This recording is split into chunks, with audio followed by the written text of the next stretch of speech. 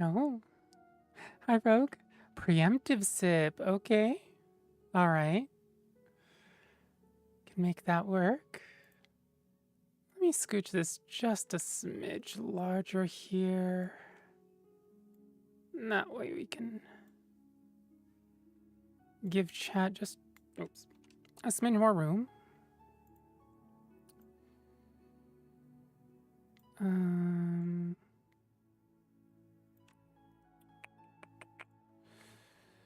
uh,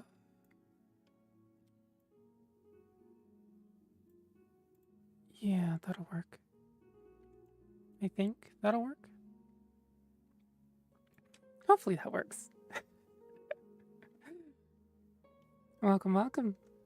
How's your day been so far?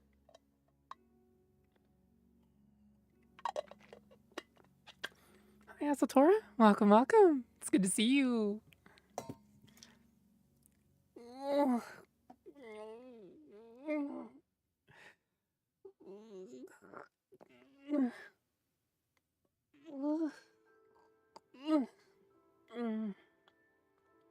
Finally got the on-screen chat working.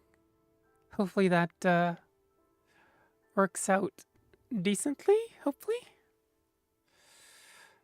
I might have to or maybe 480. Why is it? What? Why? Oh, because I did. That makes sense. That makes sense. There we go. Oh, wait a minute. Oh, it goes right over the rating. Oh, hi, Benini. Hi, Belle. Welcome, welcome. Hi, Rogue the Raider, as opposed to Rogue the the person that was just here. Hi, Luna. Welcome, welcome. It's good to see you again. We're taking a break from my relationship right now. Harder advised me to because they've been noticing I've been going distant lately. Ooh, are you the sort that like withdraws when you're stressed? Is it called like avoidant? Because I definitely tend to be. Hi, hi, hi. I have to.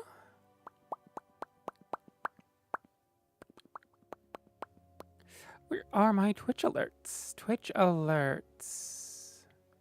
Hi, Twitch alerts. You are going to go down. Up here, maybe? There's no good place to put it. Hmm.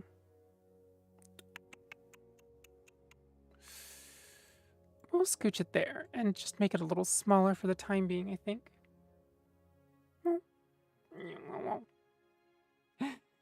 Also, anyone that hasn't been here before, hello, hello. My name's Octavia. Well, Octavia con amore. I'm the Succubard of this little library. And I read because, you know, the succubus license, upkeeping it, you know, I have to get a certain amount of life essence from people, and my body's stamina just can't do it. So I read and get life essence from people. All willing, of course. Nobody's held here against their will, I don't think. I do need to change one thing, though. Okay, don't hide. And then we can... no, that's not the right one.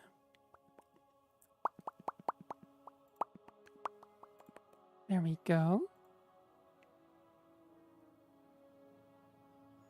Thank you, Restream. Good. Hi, Raven. Welcome, welcome. Okay, good, good, good. There's Belle's message. Good. I wish I could make that... I guess I could make it a little wider. There's just not really a good place to put it, is there? Maybe if I could just, like, scooch the fireplace a little further towards me. Hi, Belle. Welcome, welcome. It's good to see you. Azaltor, instead of egg-yule urges, you read for the life essence? Well, I mean, that's what a succubus does, right? We get life essence from people, whatever the method. Just turns out some methods are a little more physically strenuous than others. Also, let me shout out,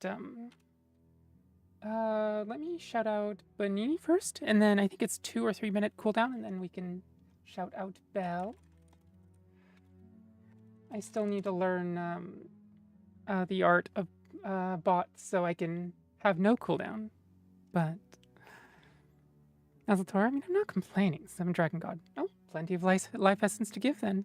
The good part about reading for life essence is that it tends not to just, make a husk of people.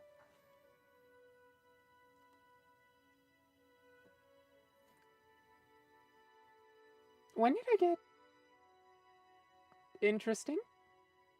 We broke the 550 followers mark while I was offline. What happened? Let me throw up ads real quick so that the pre-roll ads go away. If you're not set, I will see you in just 3 minutes or less for those that are lucky. I'm staying. I just wanted to watch a nice stream for the night. Hope you all enjoyed the... Oh, you're not staying. Oh, well, thank you for saying hi, Raven. It's good to see you, and hopefully we'll get some more earlier streams.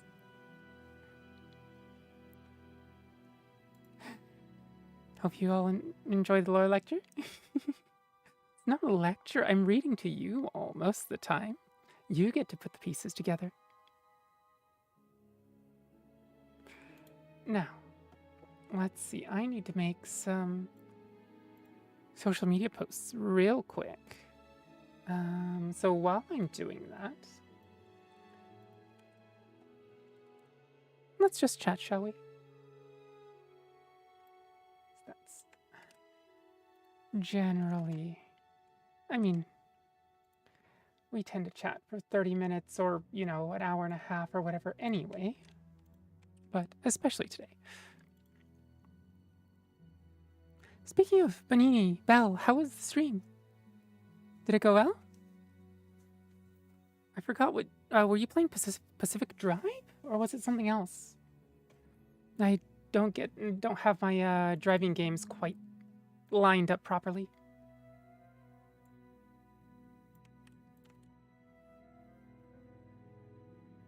Oh, Craftonator, hello, hello. Didn't realize you were streaming this evening. I didn't either until about an hour and a half ago. How's your day going? Bonini, it did go well, but that game is always glitchy, so fun.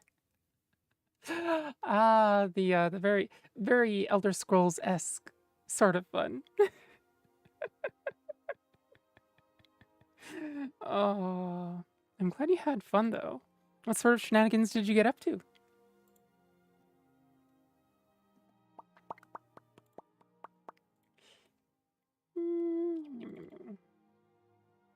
And alt text. As a note, my social medias are Mastodon and Fetty, or Blue Sky. So whatever you like. I tend not to post more personal stuff on Blue Sky. I'm not trusting of them, but on Fetty I tend to be fairly open about everything. So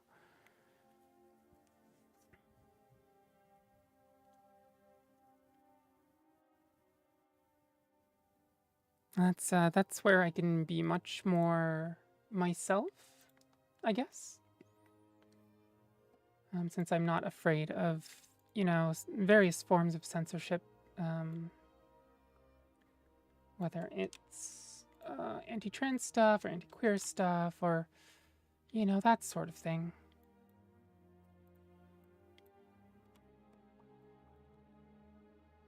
Basically, I don't trust corporations and venture capital.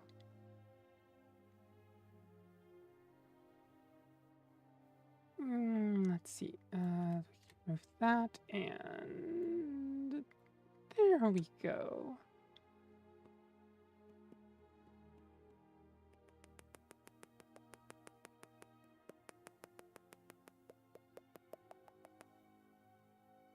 Okay.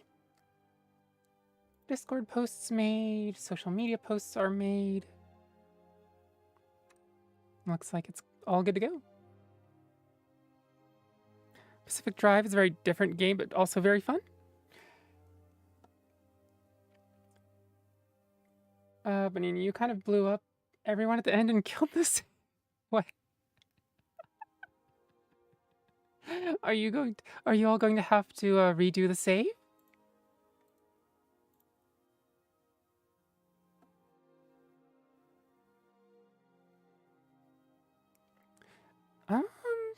Do I want to be a smidge bigger?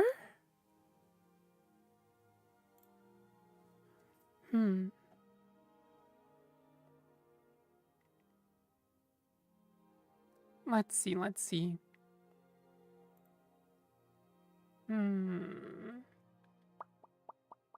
Pacific Drive is a very different kind of game, but very fun. Yeah, it was like, look at the pretty and then we all died. The save is not locked and can't be reloaded, apparently. Oh, is now locked and can't be reloaded, apparently. Oh, I shot this gas station out of innocent reasons, and yeah, that save file is permanently gone. New road trip time, I guess. Different day, different road trip. Oh. Well, at least now you know, right? Speaking of, I think we have the time to shout out Belle now.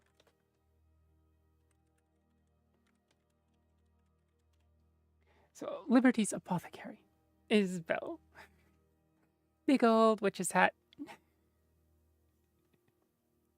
I think she tends to do 40k, not Vermintide, what was it, Belle? I don't have the game and I don't play it, so I don't remember.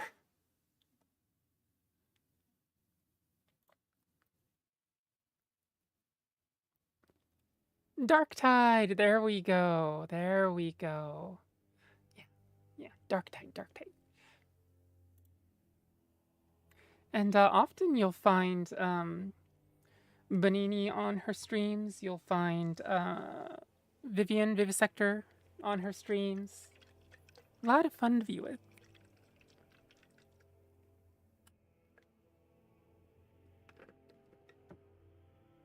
We were... Do we have a collab stream this Sunday? Is that when it is?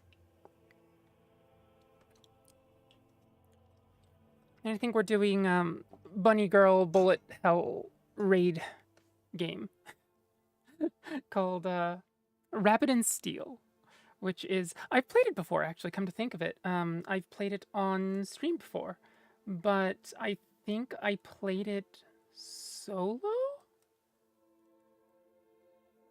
But it's a terribly fun game. Just absolutely wonderful.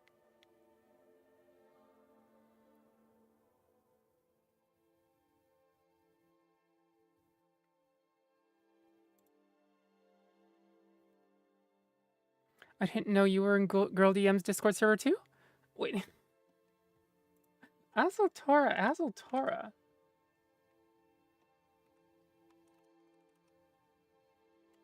This is one of my top 5 used emotes. both in on Twitch as well as in Discord. And my default head pat is this one. So, yeah. Girl DM and Limes are... one of them gets my Amazon Prime sub, and the other gets just a standard monthly sub. Because with just those 2 emote sets alone, most of my needs are met. If I had, if I could pick another 2 or 3, there would be a few more that I would totally use consistently. Like, Bonini's set is actually really, really good and a lot of fun and super cute. She just doesn't have very many emote slots just yet. And, I'd probably do, like, Netherim. Oh, Hannah's set's good too. Actually, Hannah does ASMR, and she's rated here before, and I've been over on her channel too. Just as a chatter, not like on, but her sets are wonderful, and also she has some wonderful lootery in her packs. The other one is Nova Liminal. Nova Liminal has just so many good ones. So many good ones.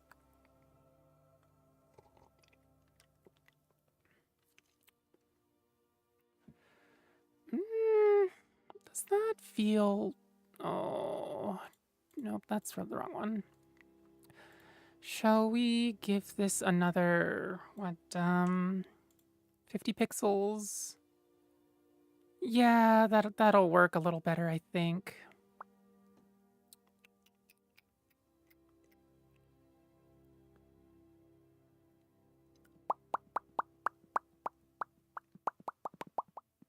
Yeah, that'll work. Package got shipped? Huh? What package? Wait, which emote is that? Shiro Loaf? Wait. Personal favorite is Casazil. It's this one? Pew Pew? Huh. Oh, you almost met lines at a convention? Ooh. Oh, mini PC package. You're going. What were you going to use the mini PC for again? Is it going to be what do you call it? It's like a rendering PC.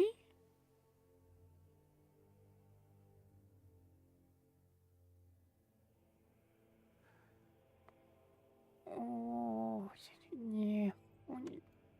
Let's scooch this just a smidge over.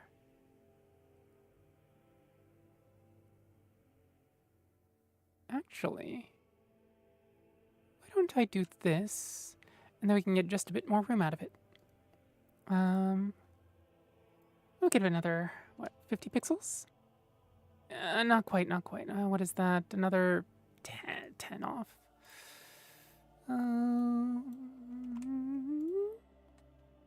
There we go. There we go. That's looking a little better. Boink. High pixel sky block because cubism. Right. You were right for the it's the rigging, right? Oh. I know at least like 2 people that want to learn rigging. Not counting myself. Because rigging it's wonderful.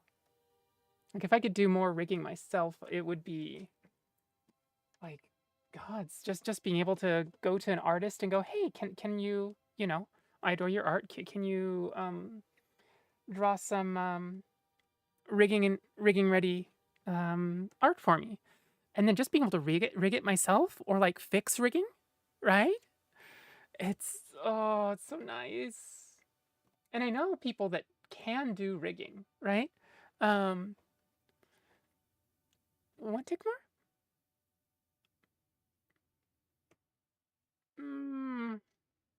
Maybe not quite.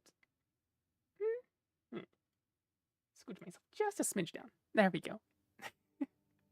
Or maybe just a smidge smaller. There we go. That looks a little better.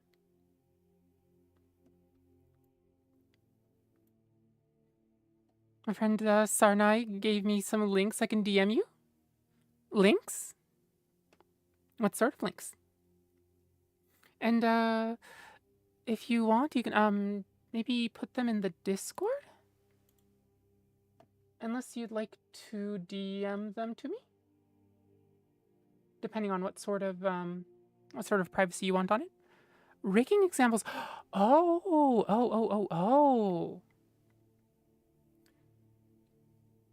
So that you can actually look at what's going on under the hood and then compare it to how it moves.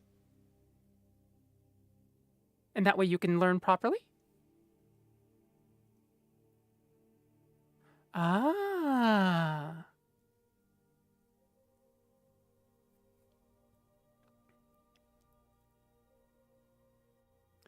Belle, and here I was hoping for spicy links. I mean, we can throw spicy links out if you'd like. I've got plenty. I've got enough for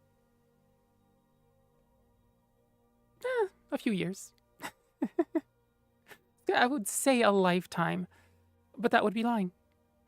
And I try not to do that. Oh, wish I had a little better control over my chat stuff, but oh well, oh well. Want links to a coffee for the use of a free practice model to practice rigging with? Ooh, that sounds really nice. That sounds really nice. How much is cubism these days, by the way? Is it like 100-ish, or is it like around the 200 mark? Because I seem to remember it's a little steep to get into. Like unless you know you're fairly well, not well off, but you have some a good chunk of spending cash, or you mean it as a an investment, right?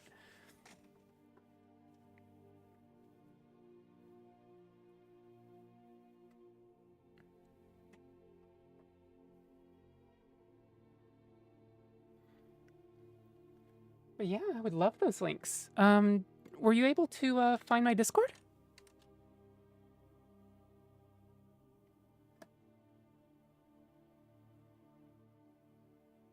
What am I looking at? I need to get books out. Right. Speaking of, if you have any reading requests for the night, go ahead and tell them to me if you'd like.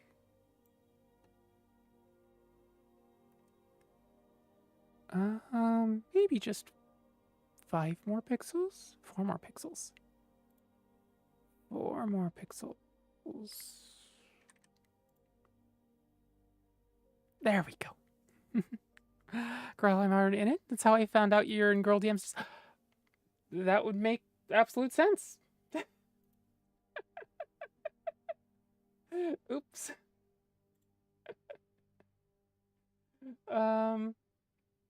Oh, there we go.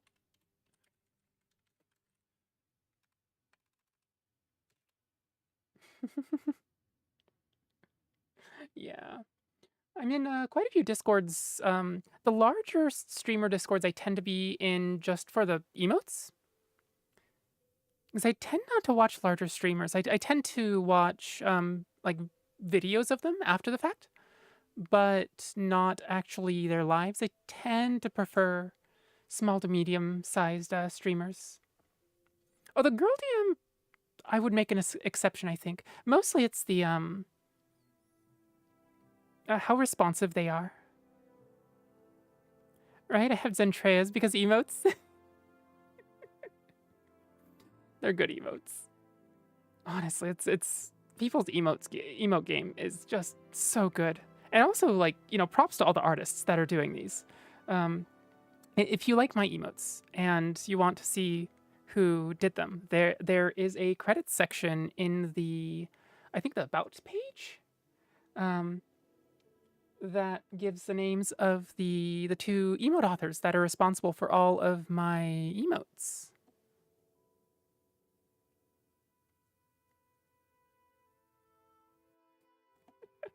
Bongo, bongo, bongo, bongo. Let's see. There it is. Okay. All right.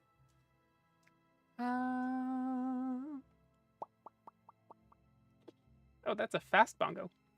Tappies bongo. There's the cat bongos too. Oh, girl DM bongos this. I actually have once Patanchan is able to come back and stream her emotes.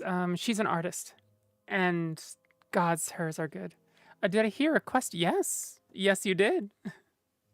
Replied in your welcome in.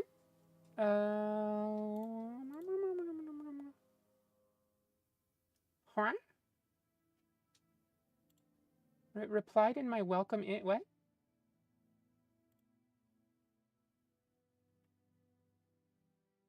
Oh, replied to your welcome in. Yeah. Oh, that wiggle is good. Yeah, for the links, whether you want to DM them to me or put them in a channel, either way works. Azotora, proof, I too am in Girl DM's Discord too. Oh, that makes sense. The proof. The proof. And Crampton, I know we wanted to do what do you call it? Chapter 3 of A Dance in Fire, right? Chapter 3. Oops. Today's not the 6th. Today is the 16th. Oh dear, oh dear. Has it really been 10 days since my last stream? Or did I just not take notes last stream? Oh, I know why. I take notes during my streams usually, especially the reading streams, right? Because I have to keep everything fairly neat and orderly. But I think the last stream we did was with Bonini and Vivisector, and yeah, that was the what do you call it? They gave us magic, and we're going to make it everybody's problem stream with 9 parchments. You streamed Bun BB Saturday? Yeah. But that does explain why I didn't have stream notes. Because I do like to keep stream notes for most of my streams. Or whether it's, things like, what do you call it? Brainstorming, the different versions of Good Girl and Good Boy. It's, the MB version is like Good Doll and, Good Morsels. It's a succubus and oh, there's a good snack. Good Specimen came up. I think Rogue brought that up. I'm not quite sure we want to use that one. Feels a little too clinical. Novaliminal, since her lore is that she's an android from the future, sent back to study humans, Specimen might actually fit for her. For us dragons, Good Lizard. Oh, good, race-specific term. For people with personas.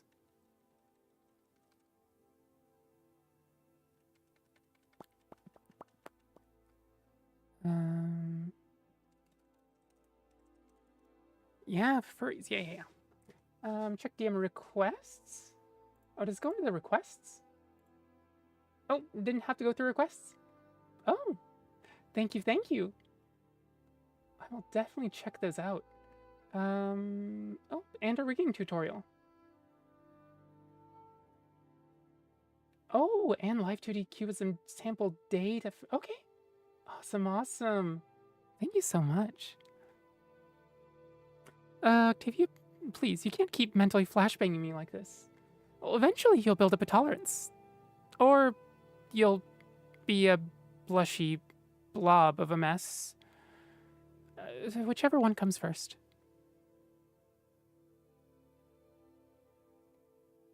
I don't know, maybe you'll build up a tolerance, but it'll be too late.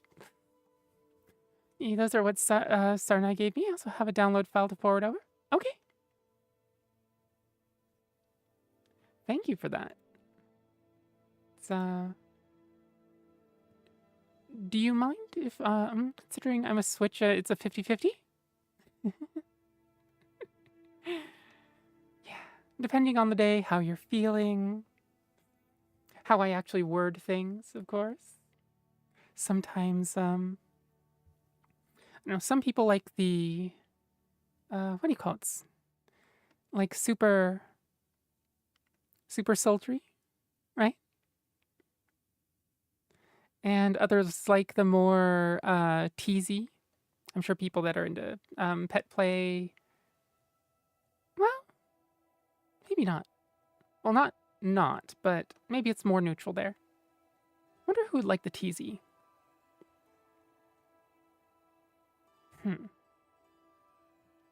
Things I haven't thought about yet.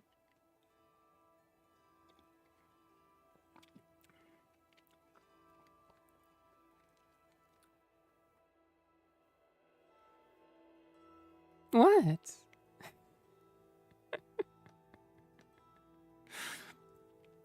I'm not just calling you out, Belle.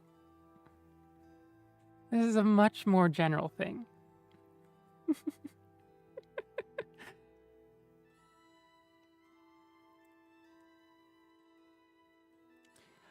Is the music audible at all? I'm kind of wondering because it looks fairly low. But I don't know how audible it is on that side. How you gone? How you? Hello, hello. Welcome. It's good to see you. Haven't seen you in about 30 minutes. It's been a while. Lightly audible. Let's scooch it up just a smidge. Okay, there we go.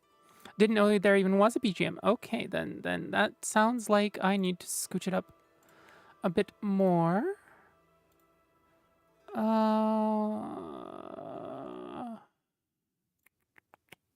Nope, that compressor isn't working. Sorry if there was a hitch in the music.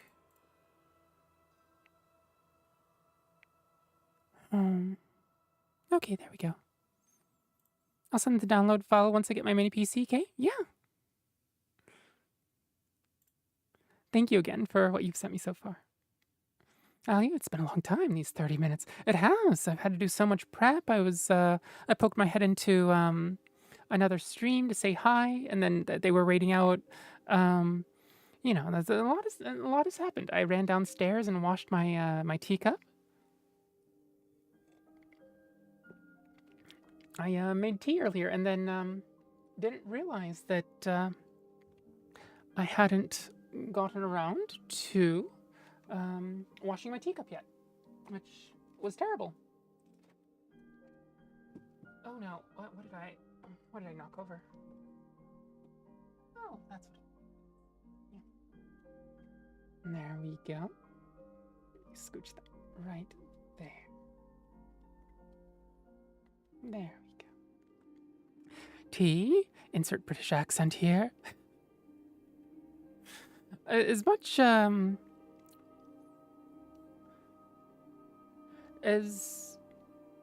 as Britain is known for drinking tea, Britain does not drink the most tea in the world as a country. Or is it per capita? It's per capita. Which is surprising, right?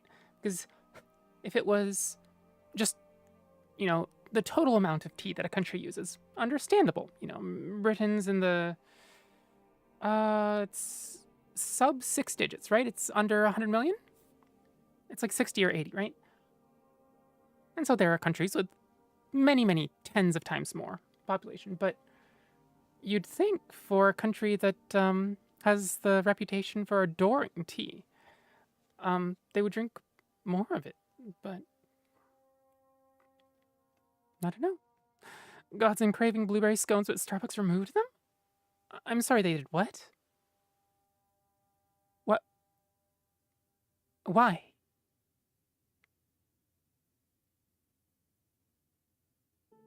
Why would they do that? It's blueberry scones. You can't have a cafe without blueberry scones.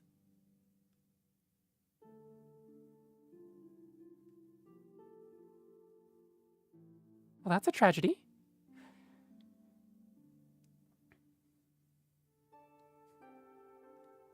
Because corporates being piss baby and didn't think they were making sales. Right. The numbers.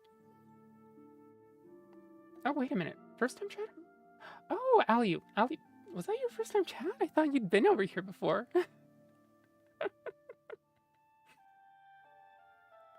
What did I have up? Oh, what did I have up? Oh, that's what I had up. Okay, there we go. Starbucks also removed their popcorn. They had popcorn? Wait, what? I didn't realize who drinks the most tea? Japan? I don't remember. It might have been, was it India? It's a surprising country. So it might not have been Japan. But yeah, if you have the time, look it up for me. Because right now I'm looking through my my library for Elder Scrolls related stuff, not other things.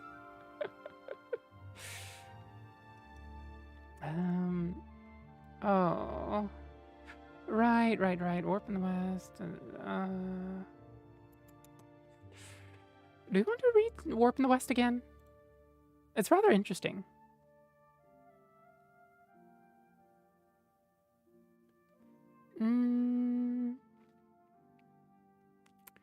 Elstar, well, this is embarrassing. I need to get Nitro in order to send the file, but I have Nitro Basic. Oh, do they not? You could always like put it in a Google Drive or another file share type thing. Cause that's I use what service do I use for Mega? That's what I use. I have a Mega account that that holds all of my audio only files. Because the Coffee members and Patreon members, right, get the audio only versions of the videos that I put up on YouTube. I mean, would Drive be better? It would work. It would save you from having to get Nitro. Oh, hi, Asset. Welcome. Turkey has the largest tea consumption? Ah, that's what it was. Turkey. Welcome back. Hi, Asset. Good to see you. How's your day been going so far? Cramptonator, the wisdom of Google says Turkey drinks the most coffee, or the most tea? Yeah.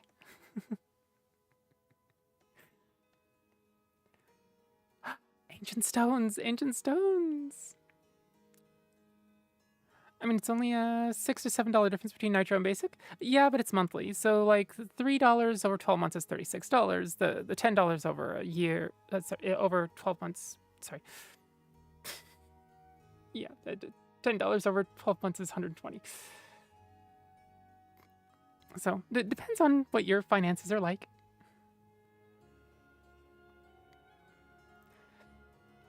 I tend to try to minimize my monthly stuff if I can.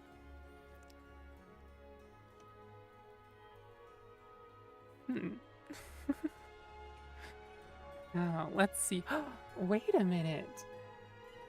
Oh, I can do some things. Oh, I can do some things. Oh, wait a minute. I need to lock that real quick. There we go.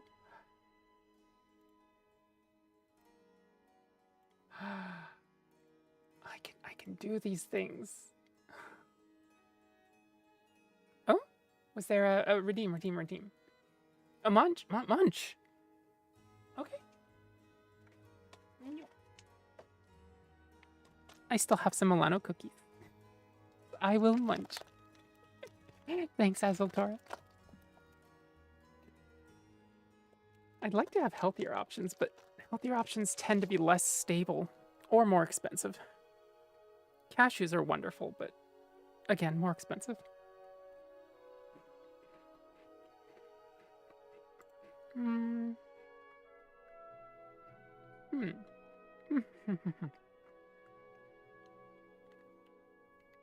More Than Mortal. That's an interesting book. Yum. Oh, that's what I was doing. So, for some things, I've had to have smoothing on for quite a while. But I don't have to do that anymore.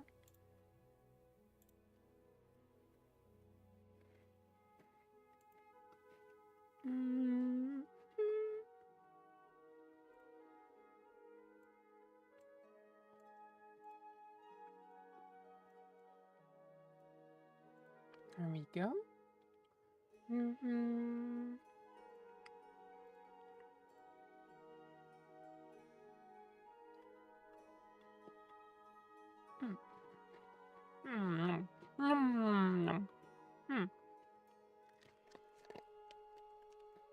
My model doesn't have chewing enabled.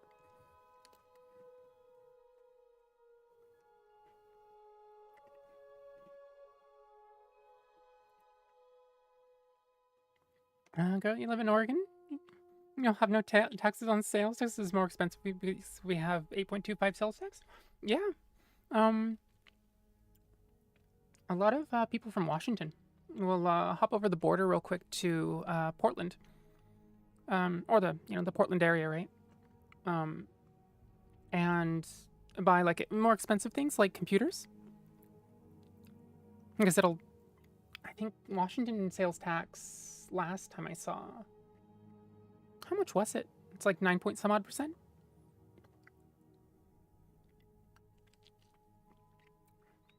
Instant tangent about sales tax being regressive, as in like harming the poorest most here.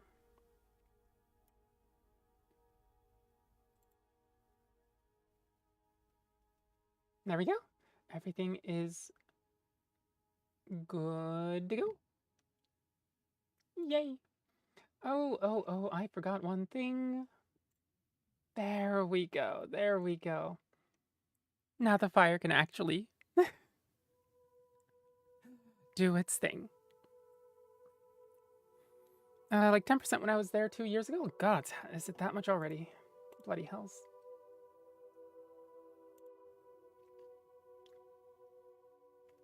Yeah, what are you up to, Asset?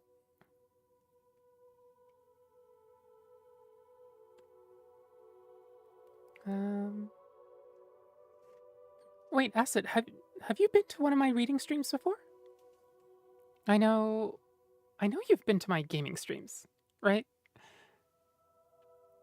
I think you were both in the Warframe and the Nine Parchments streams, but I don't know if you've ever been here for reading streams. I have just been trying to find something to play. Oh, what are the options?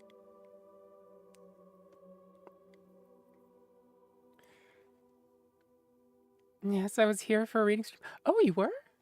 Oh dear. My apologies.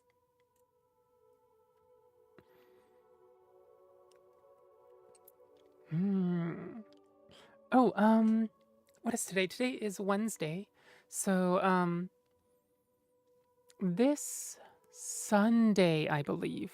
I think it's Sunday. Belle Bonini, if you're still here, correct me if I'm wrong. But Belle Bonini and Vivisector and I are doing a Rabbit and Steel stream. Rabbit and Steel is a co-op bullet hell game. So if you've seen stuff like Toho or Sunday Was the Plan, all right, good to hear. And it's bunny girls, dragon girls. There's one cat girl. You can give her pets. You can pet her the top of her head. You can pet her ear. You can pet her other ear. It's awesome. There's also dog girls and mice girls and who am I forgetting? The frog girls. The frog girls. The frog girls sing really well. Helldivers, SCP Secret Lab, and Phasmophobia are the games I'm tied up on. Ooh. Phasmophobia. Usually Phasmophobia is co-op. Well, I guess Helldivers is co-op too, right? I'm not sure about SCP Secret Laboratory. I think I may have at least seen it once and like been aware of its existence, but nothing beyond that.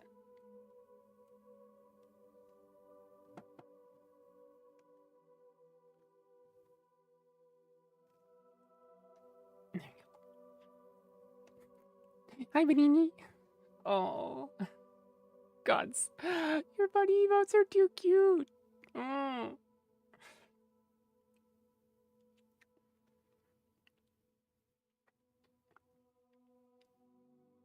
I suppose it really depends on what sort of mood you're in.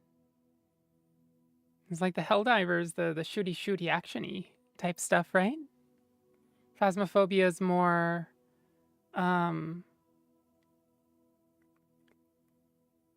like it's horror, but it's not the super actiony horror. I guess it leans much more on like dread and creeping horror and using your mind against you. Thank you. Oh, of course. Seriously, she has good emotes. Go close up to her.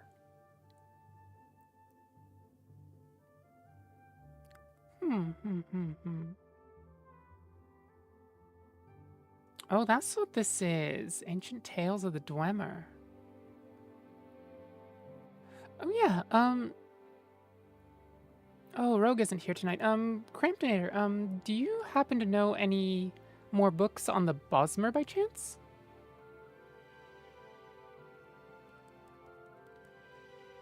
The Macabre Manifest. Oh, interesting. That's short, though. I wish some more of these books got longer renditions. So a lot of them are short explainers or just like the part that you actually get to see are excerpts. And it, yeah, really, really wish that we could get more.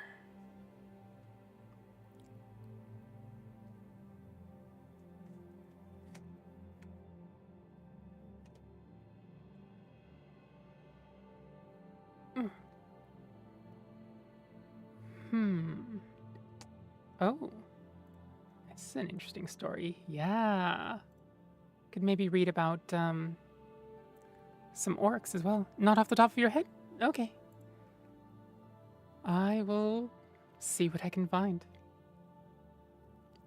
The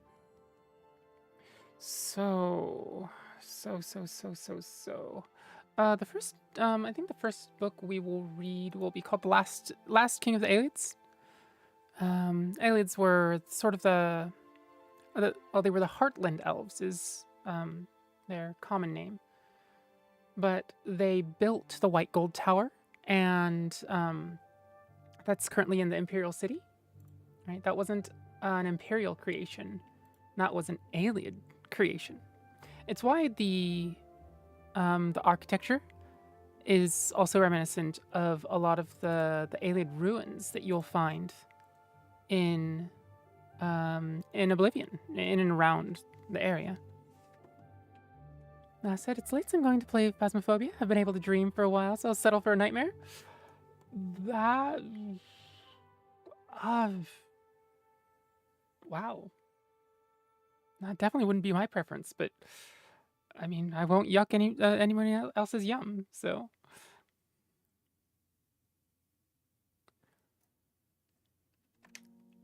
Let's see. Last King of the Aliens.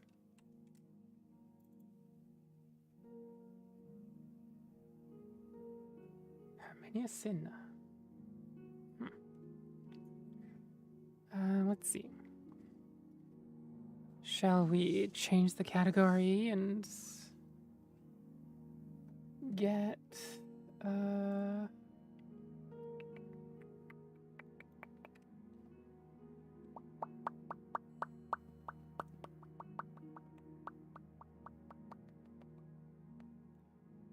edit stream info.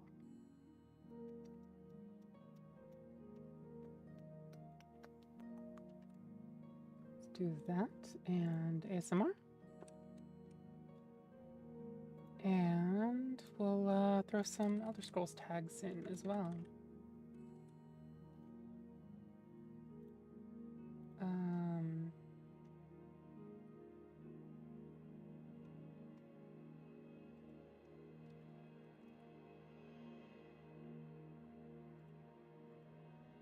And there we go.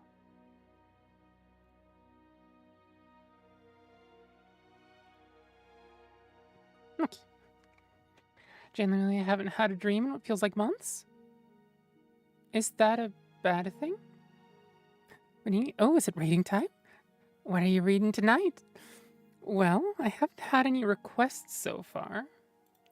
So the three that I had in mind are A Dance in Fire Chapter 3, because I promised Cramptonator I would read at least one chapter of A Dance in Fire, and then an Argonian account, because it's a series of 10 chapters, or 10 volumes, every single stream. So we're on A Dance in Fire Volume 3. And then from there, I think we're looking at The Last King of the Aliads. And then I think, what did I have in mind? How Orsinium passed to the orcs.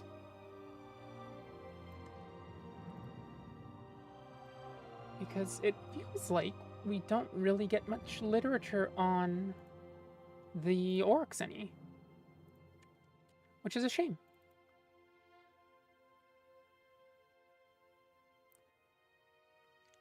And then again, we don't really, outside of, I guess, well, Elder Scrolls Daggerfall, did it really explore the Orsinium area? It's like other Elder Scrolls games really don't touch that area. The closest you get, I think, is like the very edge of Skyrim, over in the Reach.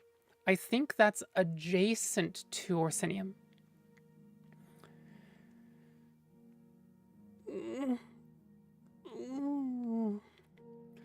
Asset for me, the dreams make my my sleep feel what do you call it? Like a session of sleep, a night of sleep, feel longer, and I don't like that. And so I prefer not to have dreams most nights if I can manage. Are you more fond of dreams? And also, is the chat on screen workable?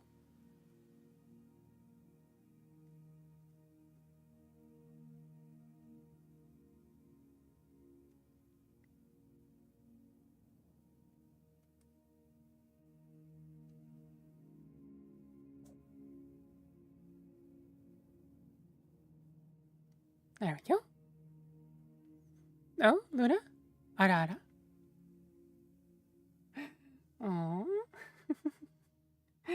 Ara ara. What a good girl.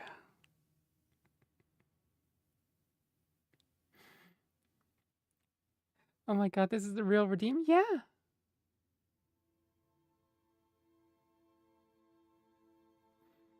Ara ara felt a little sparse for my likings. And I was like, well, in Japanese, it would be, you know, like, arara, iiko ne, iiko, which is a generic, like a gender neutral version.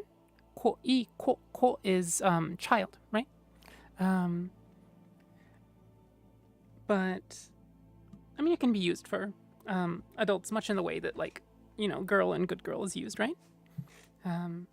But you know, most people don't know iiko, iiko, ne, iiko, which is what I tell Aurora all the time. So I figured using the little text option to actually give people a choice.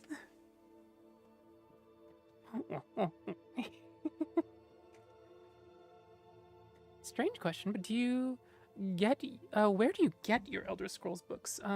My main repository that I lean on is UESB, which is the unofficial Elder Scrolls pages. Belle, I'm trying to eat. The hell? Oh, I'm sorry. You're going to have to. It was Luna. It was a request. Well, it was a redeem. Somewhat more in demand. A request that I have effectively agreed to fulfilling in most cases beforehand. Is that how that works? I'm gonna request if a tall girl, well, went arara iiko ne, I would melt. Oh, while giving you head pats.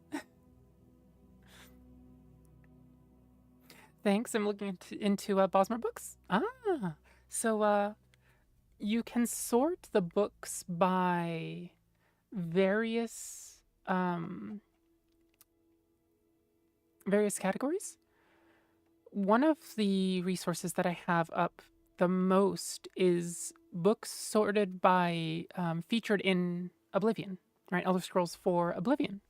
And because, you know, the remaster released fairly recently, the Sky Oblivion is coming out fairly soon, right? And so I want to get as many books from Oblivion as possible. And then somewhere around here, I have. Did I close it? I hope I didn't. I have a. Or I used to have, I guess, a tab with all of the lore books from the series, including Elder Scrolls Online, which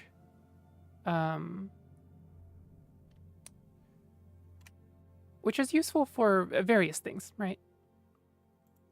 Oh, there we go, there we go.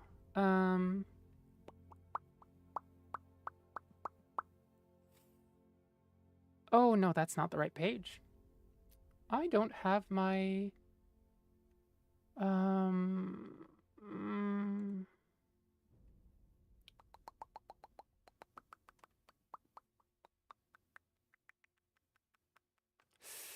Let's see, let's see. Oh, which, There we go, there's the lore library. Huzzah. So the lore library is, a large collection of books. No, that's not the right one, is it? Is it by subject? There we go. There's the correct one.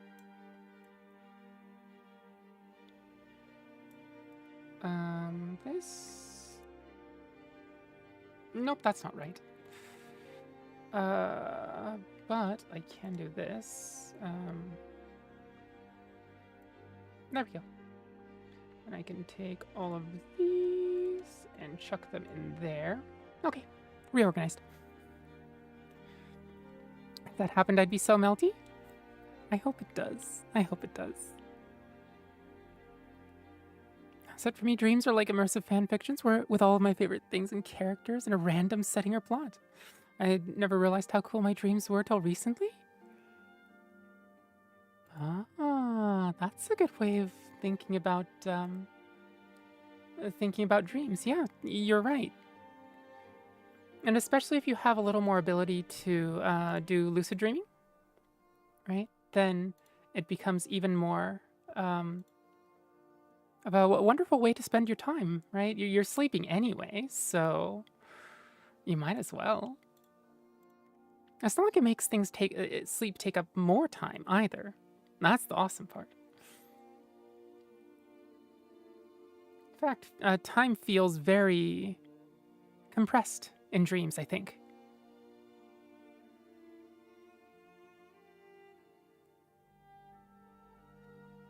Does it pick up Nightbot? It does, yeah, because Nightbot's a mod.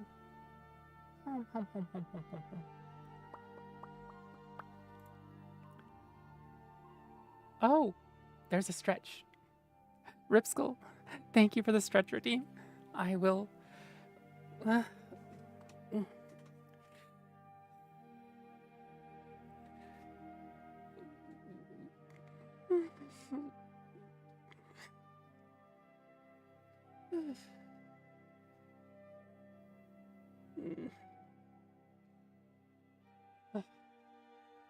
other side.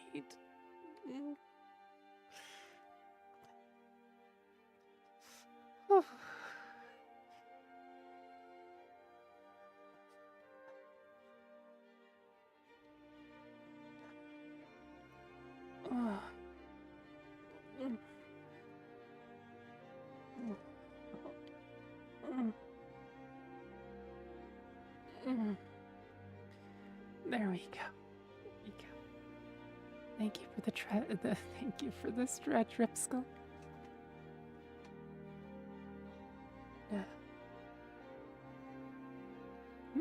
So thanks for listening to my ramblings. Oh, of course.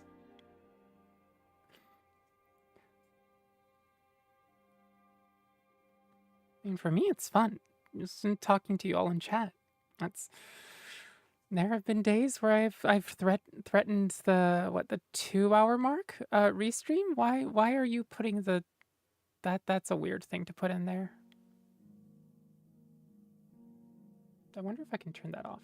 I don't like that. Taffy, you're right. The noises we both make while stretching are wild. Are they? I'm a little more focused on the whole pain and stretching part.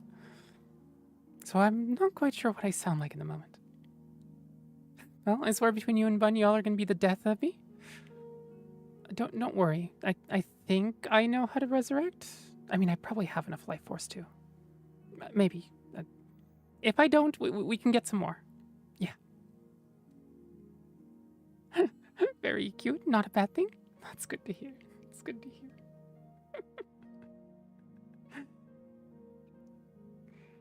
All right. Let's see.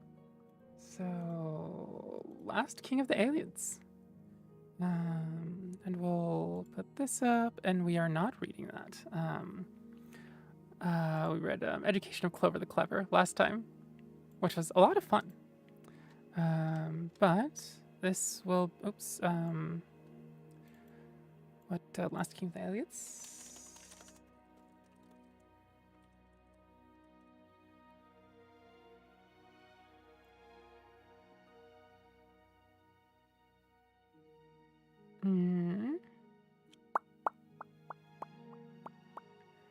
And I'm going to scooch that just a smidge more over.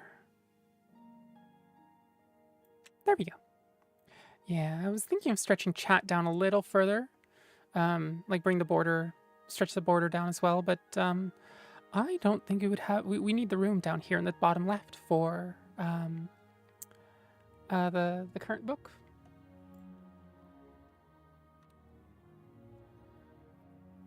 All right, so I think we have everything set. I think. Never quite sure. Never quite sure.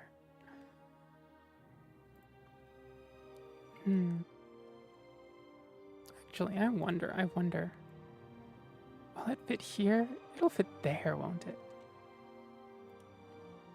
Yeah, that'll. Yeah. Sorry, doing some internal stuff with the stream layout. All right, so are you ready for the reading?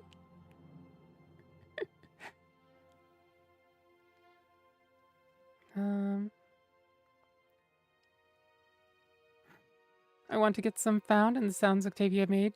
For a second, I was like, I am on Twitch. Oh, you want to get some food, and the sounds Octavia made. For a second, I was like, I am on Twitch, right?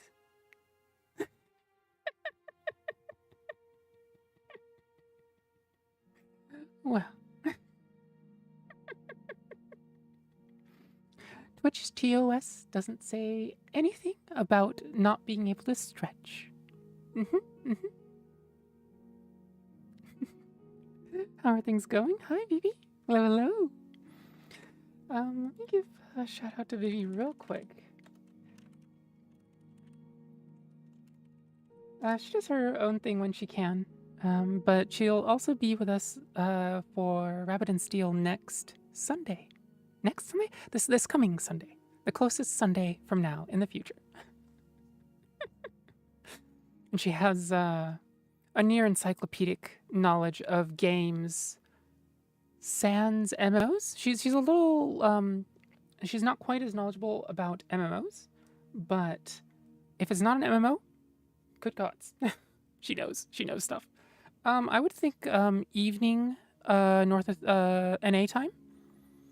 So I'm guessing probably like 6 hours ago-ish. 6 or 7 hours ago. Vivi, you're a more single-player person? Yeah. That makes sense. That makes absolute sense.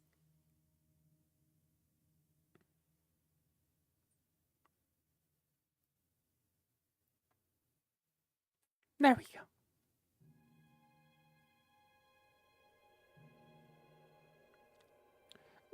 I said I just realized I need to explain the pleasure in dreams to Succubus. I needed to explain the pleasure in dreams to Succubus. Okay, you got me there.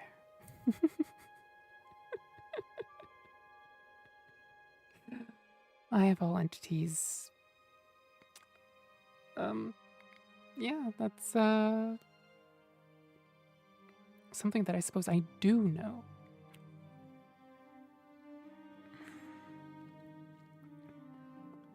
Now, I wonder if I can give the currently reading text a border or something. Oh, I can.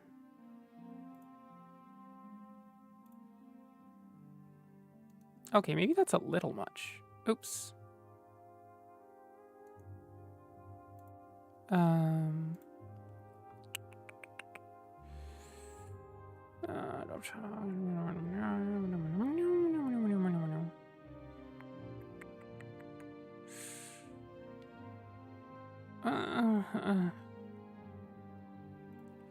Okay, so we'll go this.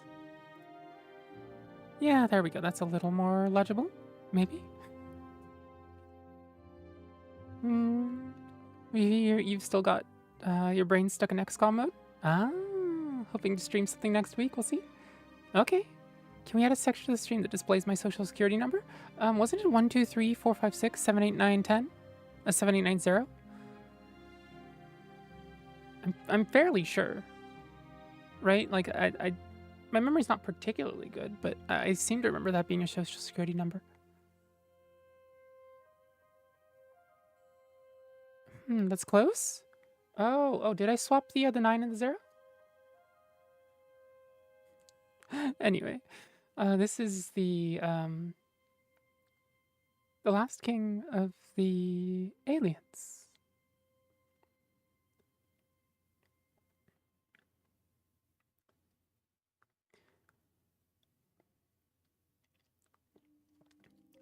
The aliens ruled.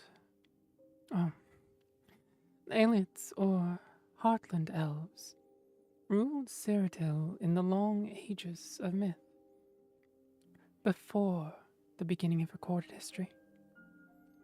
One of the earliest recorded dates, in fact, is the fall of the White Gold Tower in 243 of the First Era, which is commonly assumed to mark the end of the Aliads. Although Aliad rule over all of Cyrodiil was indeed broken in First Era 243, this was only one of the most obvious stages near the end of a long decline.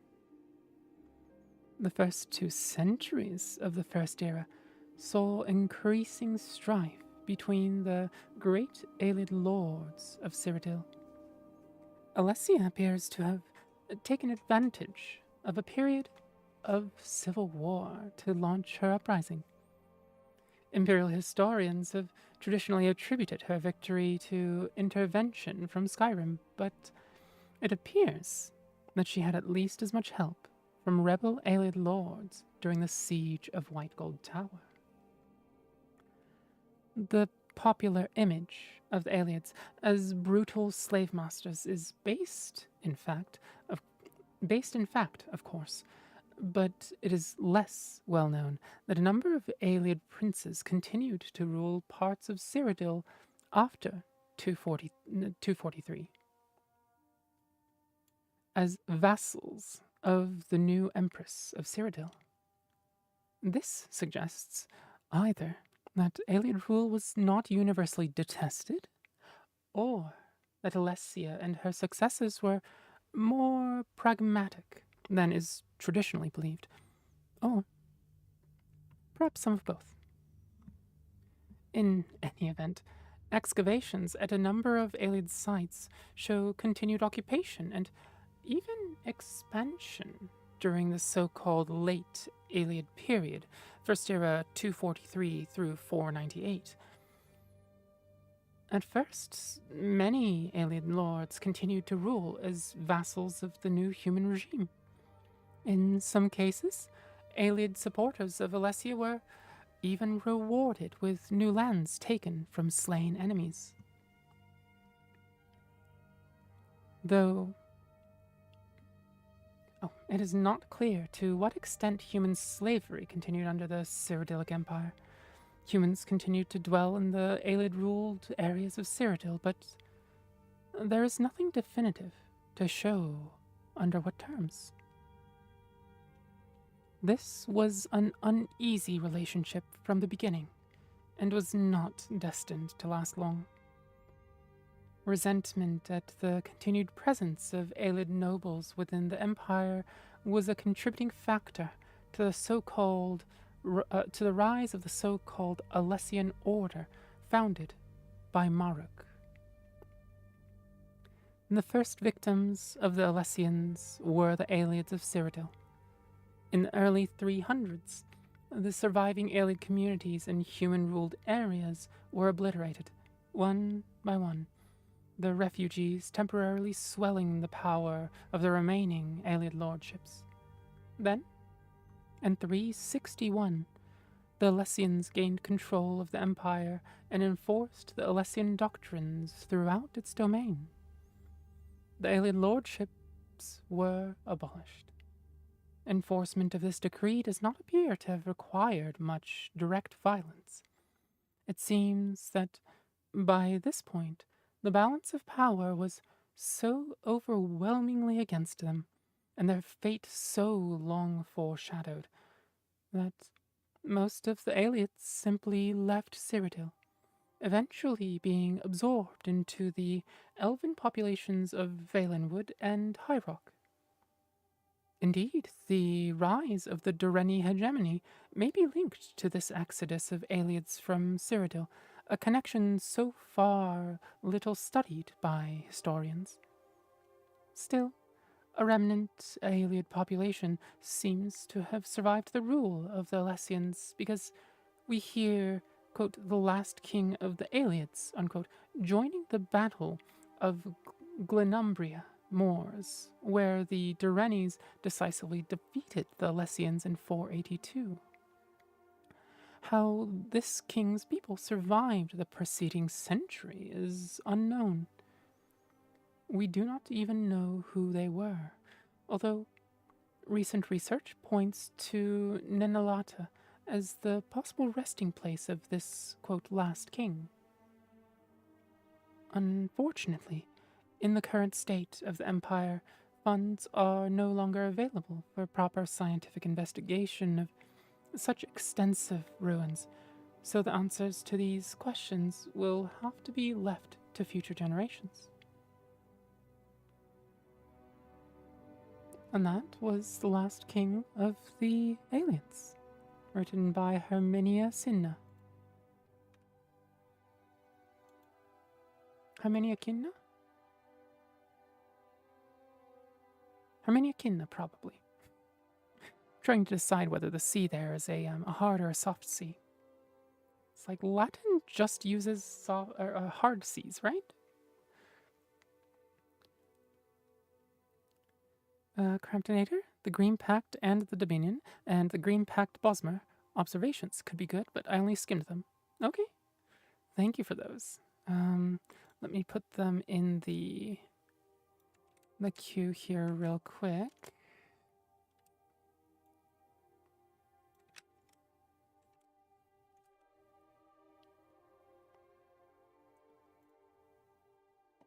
So yeah. Fairly dry historical book, but fairly interesting. We learn a lot about how Saint Alessia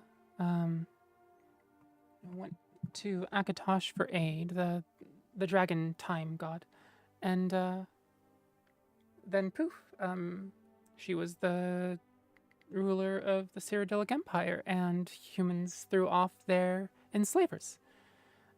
But a lot of books gloss over this sort of thing, the very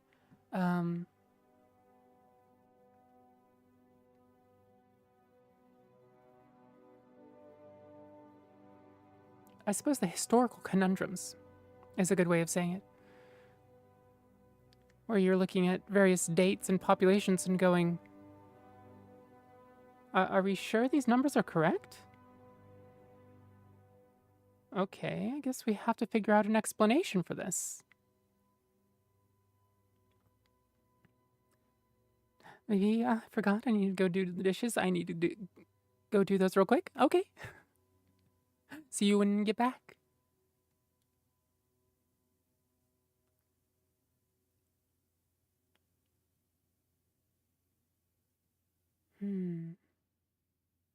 Oh, I need to do ads real quick to turn off the pre-rolls. So 3 minutes, if you aren't subbed.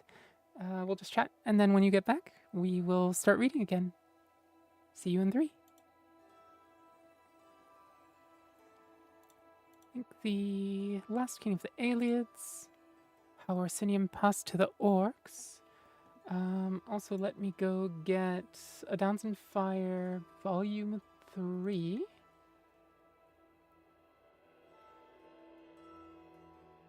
It's A Dance in Fire, right? Yeah, it's A Dance in Fire. I labeled the document A Dance with Fire, and that's... I read that, and my brain went, hey, that's funny.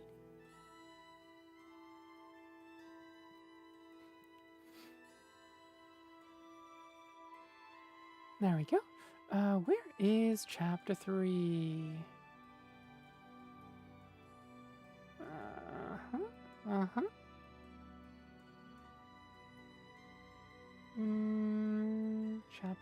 Chapter 3, volume 3? There we go, chapter 3. We can change currently reading to A Dance in Fire. Chapter 3. There we go. Oops, that's not the right one. Keep on right-clicking the wrong thing.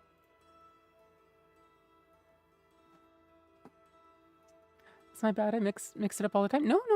It's this was in my documents. In the book text itself, it said A Dance in Fire, but when I had saved the document, I had named it A Dance with Fire. So nothing on your end. Absolutely nothing on your end. Don't worry.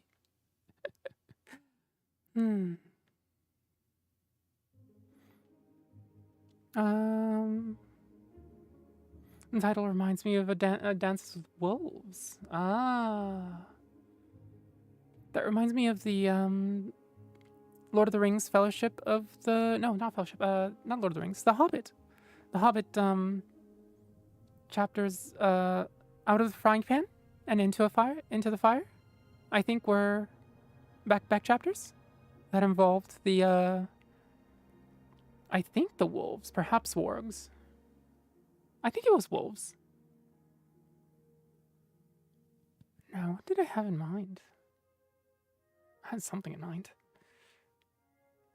That's what it was.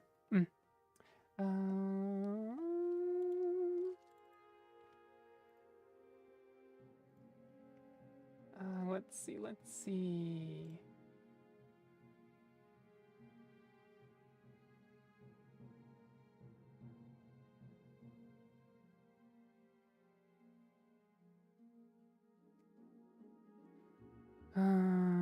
We will project, not scale filtering, not transition, not set color. There we go.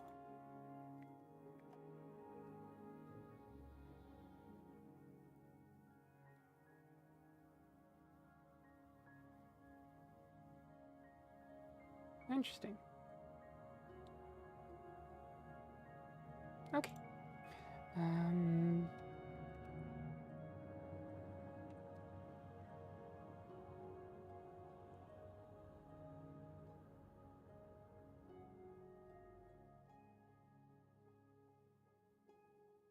Okay.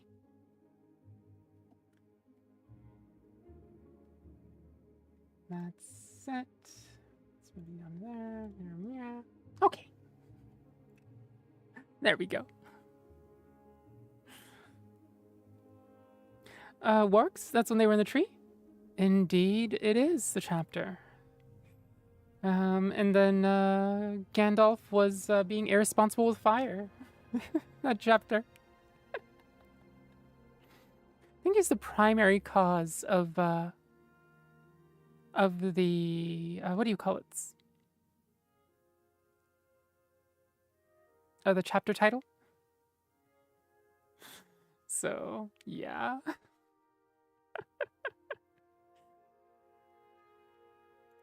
Now let's see. Oh,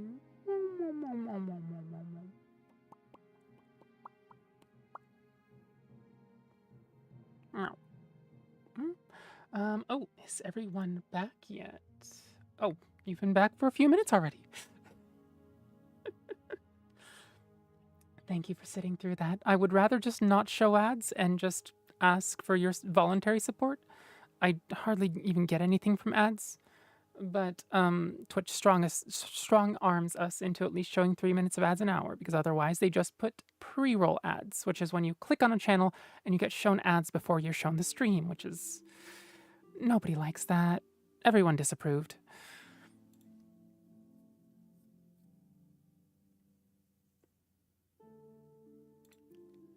So this is a story about an Imperial that has ended up in Bosmer lands in Valenwood. And so far, he has been fired from his job. Scotti, that's his name. Decimus Scotti. And he has taken a caravan to Valenwood for a particular job where a client needed his particular skills. The caravan was ambushed by curious cat-like folk, jumping down from the trees, stealing what they could, and destroying everything else, including the shipment of lumber that Decimus Scotti needed for the job. Not to mention actually getting to the place where he wanted to go in Valenwood. Oh, Crash. Welcome, welcome. Thank you, thank you. Thank you for the follow. Welcome to the Succubard's library. I hope you have a wonderful time here.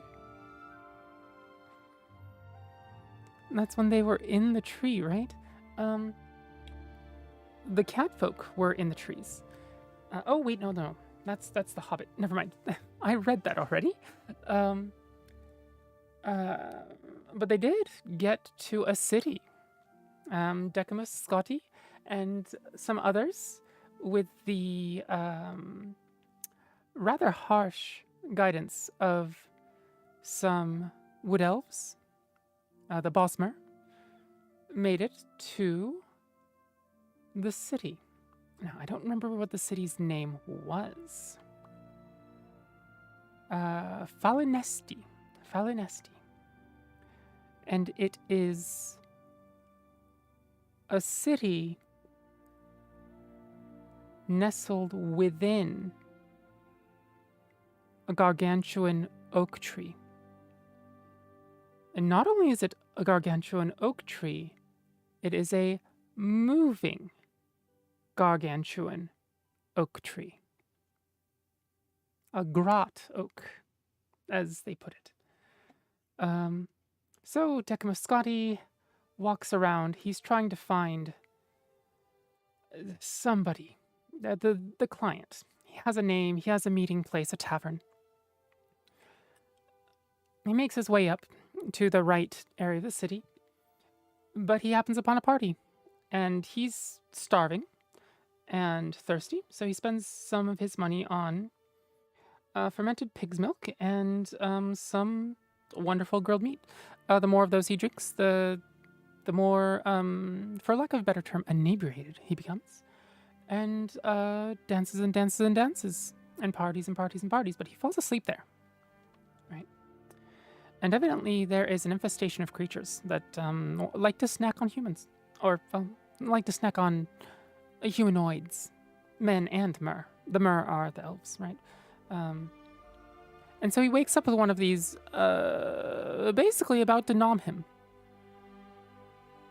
But just in time, somebody shows up and shoots it. At which point it promptly begins to bleed all over him. And his struggles to get out from under the thing convince the hunters, or exterminators, that it is still alive. So more arrows and shooting ensue, right? Oh, Gabatrox. Welcome, welcome. Thank you for the follow. Welcome to Succubard's library. I hope you enjoy your time here. Now, oh, and to both Gabatrox and Crash, if you have any requests for particular Elder Scrolls books that you'd like me to read, I do take requests. But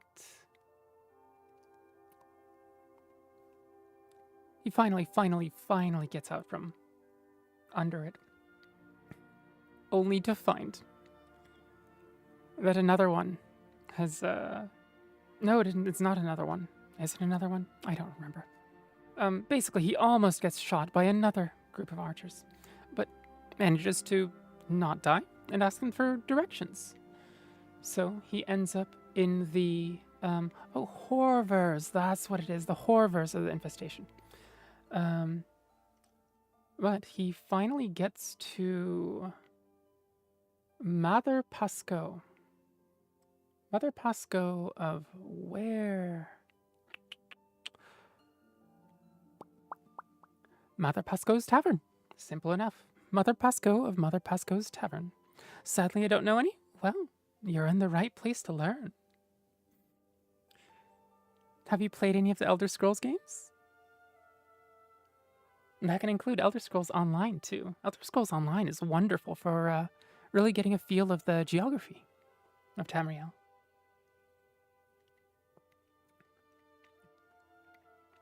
Honestly, only the beginning of Skyrim. Oh.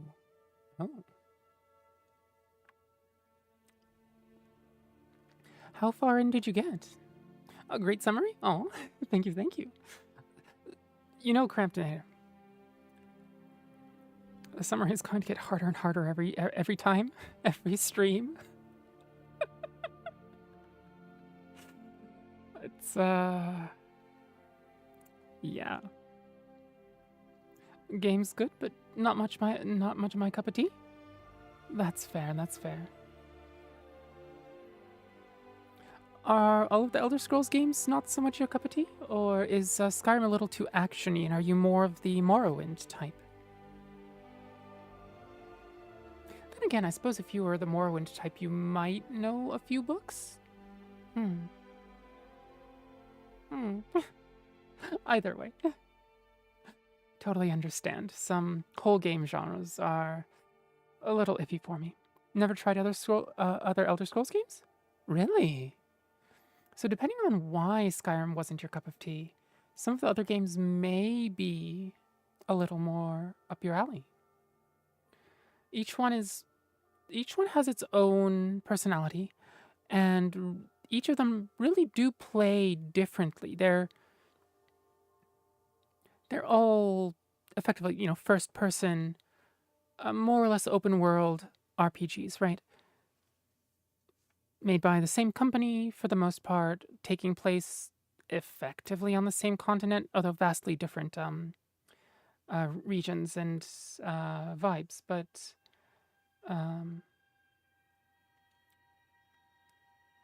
the way they play is really different depending on the game. I enjoy more co-op games. I barely play single player. Oh, a person after my own heart. Oh, Mr. Apple C90. Welcome. Welcome to Succubard's library. Hello. How's your evening going? Or perhaps morning? Welcome back, maybe. Done with the dishes? Glad you are. I absolutely adore co-op games. And for a time there, a close friend and I we were ravenous. We would go through every co-op game that we knew of, and especially the ones that had co-op campaigns, right? Because those are super rare. And just, salivating after the ones that were scheduled to come out, and doing what we could to make old ones work. PlanetSide 2. Oh, no, not PlanetSide. Lost Planet 2. There we go. PlanetSide is a MMO shooter. Lost Planet is a 1 to 4 player co-op. Wonderful game. But I really haven't figured out a way to get it going again, because it's a bit old. And getting that sort of old software to run on modern hardware and OSs is a bit of a pain. You have trucks, you enjoy co-op games, and barely play single player, which I don't fully understand because I used to play single player a lot. It's alright, we change. Our needs change. Sometimes from day to day, month to month, year to year, decade to decade, I'd mostly played single player for the last, 5 years mostly? Whereas before, I used to play, my vast majority was MMOs. And then the runner-up, which took most of the rest of the time, were co-op games. And nowadays, I rarely touch MMOs. Every once in a while, I'll play Warframe. I played FF14 for a year and a half-ish. But otherwise, single player and co-op is, it's what I have energy for, time for, what I want to play nowadays. So there is one single player game that I've been dying to play. Sadly, my PC cannot run it. Which one is it?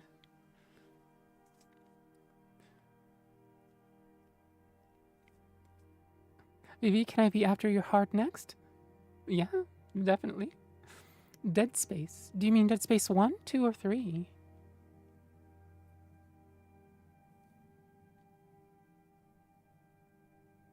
Because 1 is fairly old by now, isn't it? 1 and 2?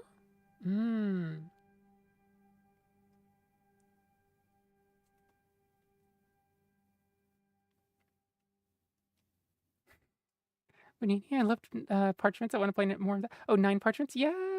9 Parchments is such a fun co-op game. If you haven't played it before, 9 Parchments is just... it's so fun. Somebody gives you magic, and you make it everyone's problem. Yeah, but Drox, I played 3 with a friend, because is the only one co-op? Right. If you can ignore the cash shoppy stuff that they shoehorned in. 3 is actually a wonderful game as well. And especially the way that they, like the way that they did the co-op with it was really fun. Really, really fun. Of course, I know more horror aficionados tend towards 1. It seems like a lot of series like Resident Evil, it's gone much more from the slower paced horror to action tinged with some horror, right? Over the iterations. Oh, the friend that you played 3 with got you into the Dead Space rabbit hole?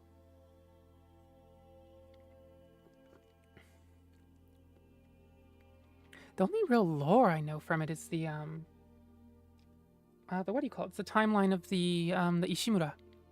So I guess it would have been the timeline of No, I guess I know the timelines of 1 and 2? Or is it just 1? And then, of course, I played 3, so I know that as well, but... Didn't realize there was much of a rabbit hole to actually fall into with Dead Space, honestly. Oh, Resident Evil, it took me a long time to get the courage to play it, because I had a little trauma with it when I was little with Resident Evil 4. Ooh, 4 holds up to this day, though. 4 holds up so well. Like, everything else, you know, fairly serious and all of that. And, like, Resident Evil 4 knows how to have fun. Sorry if I typed something wrong, still learning English. Oh, that's... Everything you've said so far is perfectly intelligible. Wouldn't have suspected it was your second language. Or third? Or fourth? I know, for me, it's my second.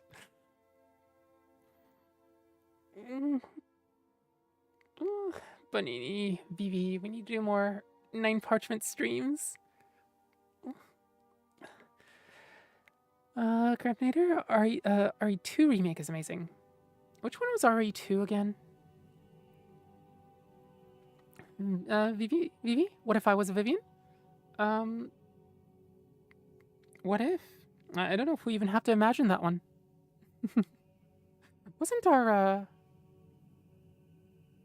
Wasn't one of either you or Bonini's 9 Parchment stream names Tavi and the Vivians? Resident Evil 7 and 8 brought back the slower pace. That's good to hear. Going back to their roots. RE2 is the one you play as Leon and Claire? Interesting. Okay.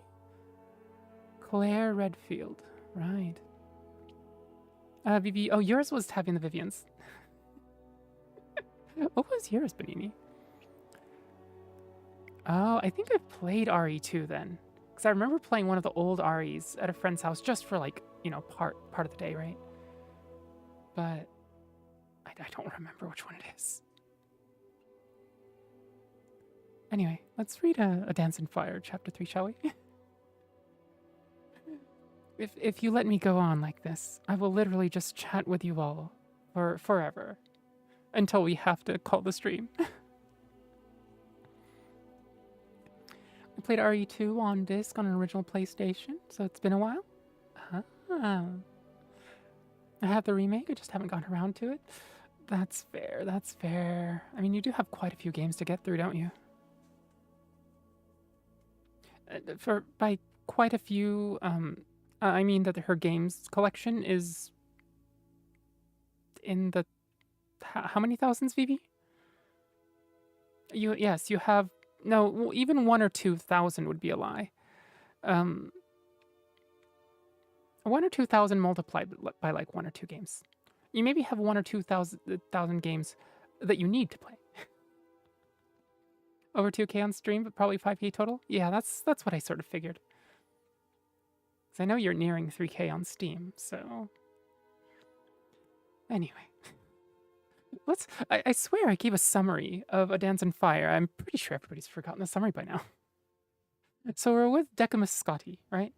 I have no clue what accent I gave him. So from chapter to chapter, do not take the accents seriously. They will change. They will absolutely change, right? But yeah, let's see what Decimus Scotti is going to do in this completely foreign city to him, with basically nothing to his name. And he's here, I guess.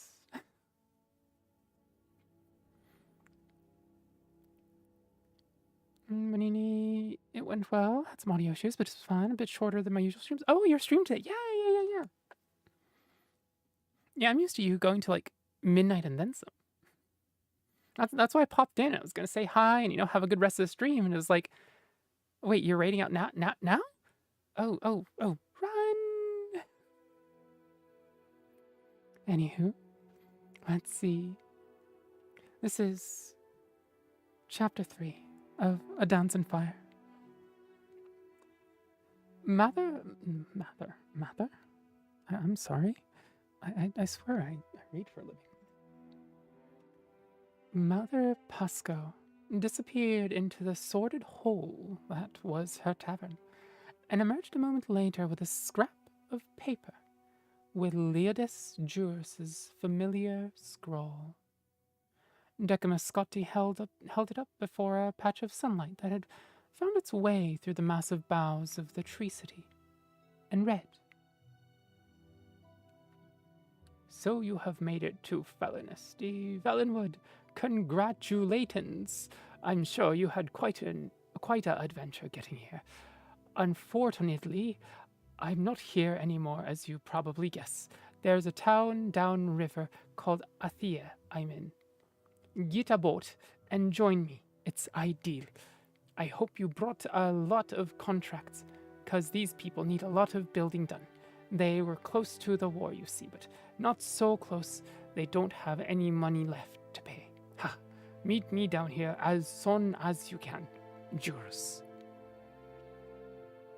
So, Scotti pondered. Juris had left Felonesti and gone to some place called Athea. Given his poor penmanship and ghastly spelling, it could equally well be Athy, Athy, Othry, Imthry, Eartha, or Krakamaka. The sensible thing to do, Scotti knew, was to call this adventure over and try to find some way to get back home to the Imperial City. He was no mercenary devoted to a life of thrills. He was, or at least had been, a senior clerk at a successful private building commission. Over the last few weeks, he had been robbed by the Cathayrot, taken on a death march through the jungle by a gang of giggling Bosmeri, half starved to death, drugged with fermented pig's milk, nearly slain by some kind of giant tick, and attacked by archers. He was filthy, exhausted, and had, he counted, 10 gold pieces to his name. Now, the man whose proposal brought him to the depths of misery was not even here. It was both judicious and seemly to abandon the enterprise entirely. And yet, a small but distinct voice in his head told him, "You have been chosen. You have no other choice but to see this through." Scotti turned to the stout old woman, Mother Pasco, who had been watching him curiously.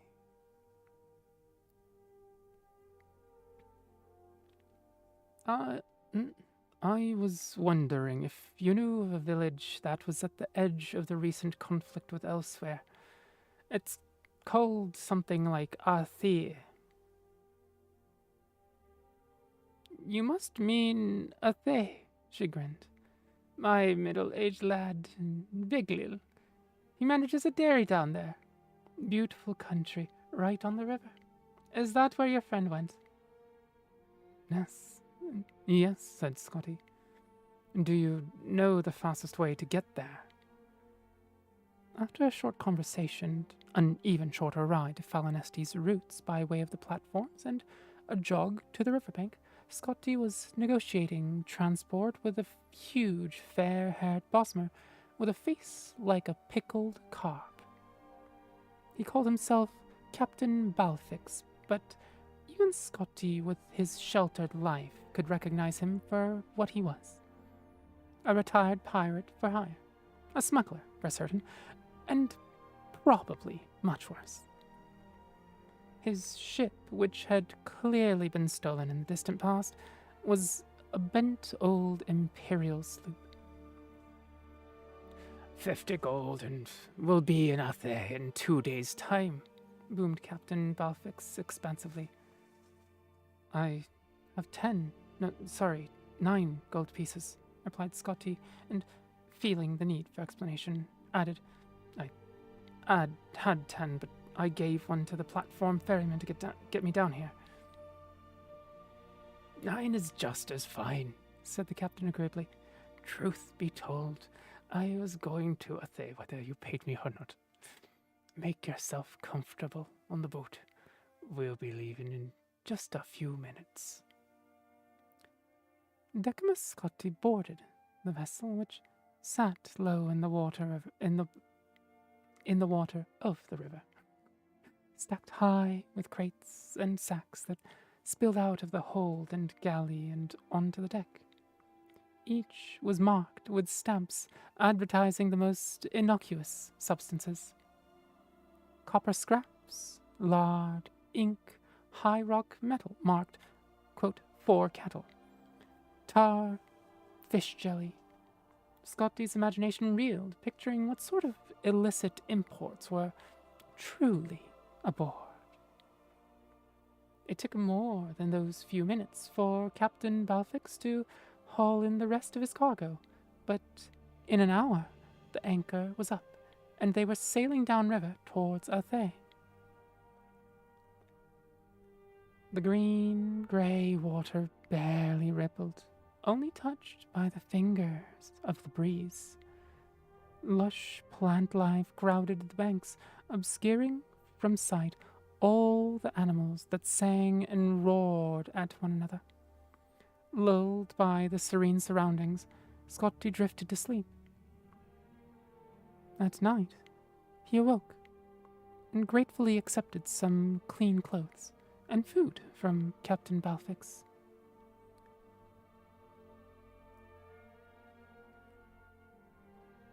Why are you going to Althay, if I may ask? Queried the Bosmer. I'm meeting a former colleague there. He asked me to come down from the Imperial City where I worked for the Itris Building Commission to negotiate contracts. Scotty took another bite of the dried sausages they were sharing for dinner. We're going to try to repair and refurbish whatever bridges, roads, and other structures that got damaged in the recent war with the Khajiit. Oh, it's been a hard 2 years, the captain nodded his head, though I suppose good for me and the likes of you and your friend. Trade routes cut off. Now they think there's going to be war with the Somerset Isles. You heard that? Scotty shook his head.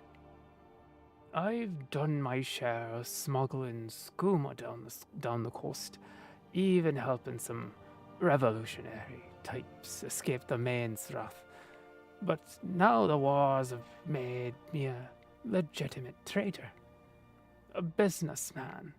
The first casualties of war is always the corrupted. Scotty said he was sorry to hear that, and they lapsed into silence, watching the moon and stars reflect on the still water. The next day, Scotty awoke to find the captain wrapped up in his sail, torpid from alcohol, singing in a low, slurred voice.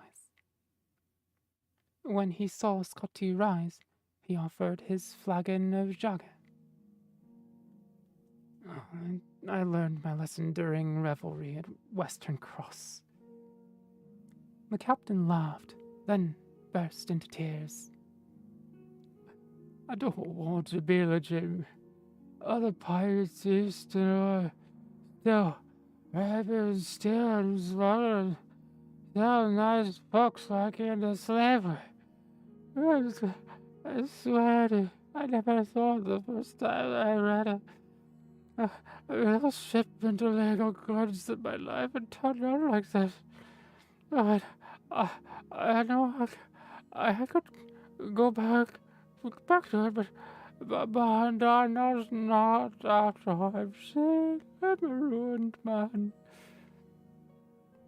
Scotty helped the weeping mare out of the sail, murmuring words of reassurance. Then he said, "Forgive me for changing the subject, but where are we?" Whiffle? Oh, Octavia, it's my bedtime, but I wanted to say hi to pretty girl before bed. Oh. Thank you. It's good to see you, Whiffle. Night-night, and sleep well. Sweet dreams to both of you. Hope you have a wonderful night and an even better morning.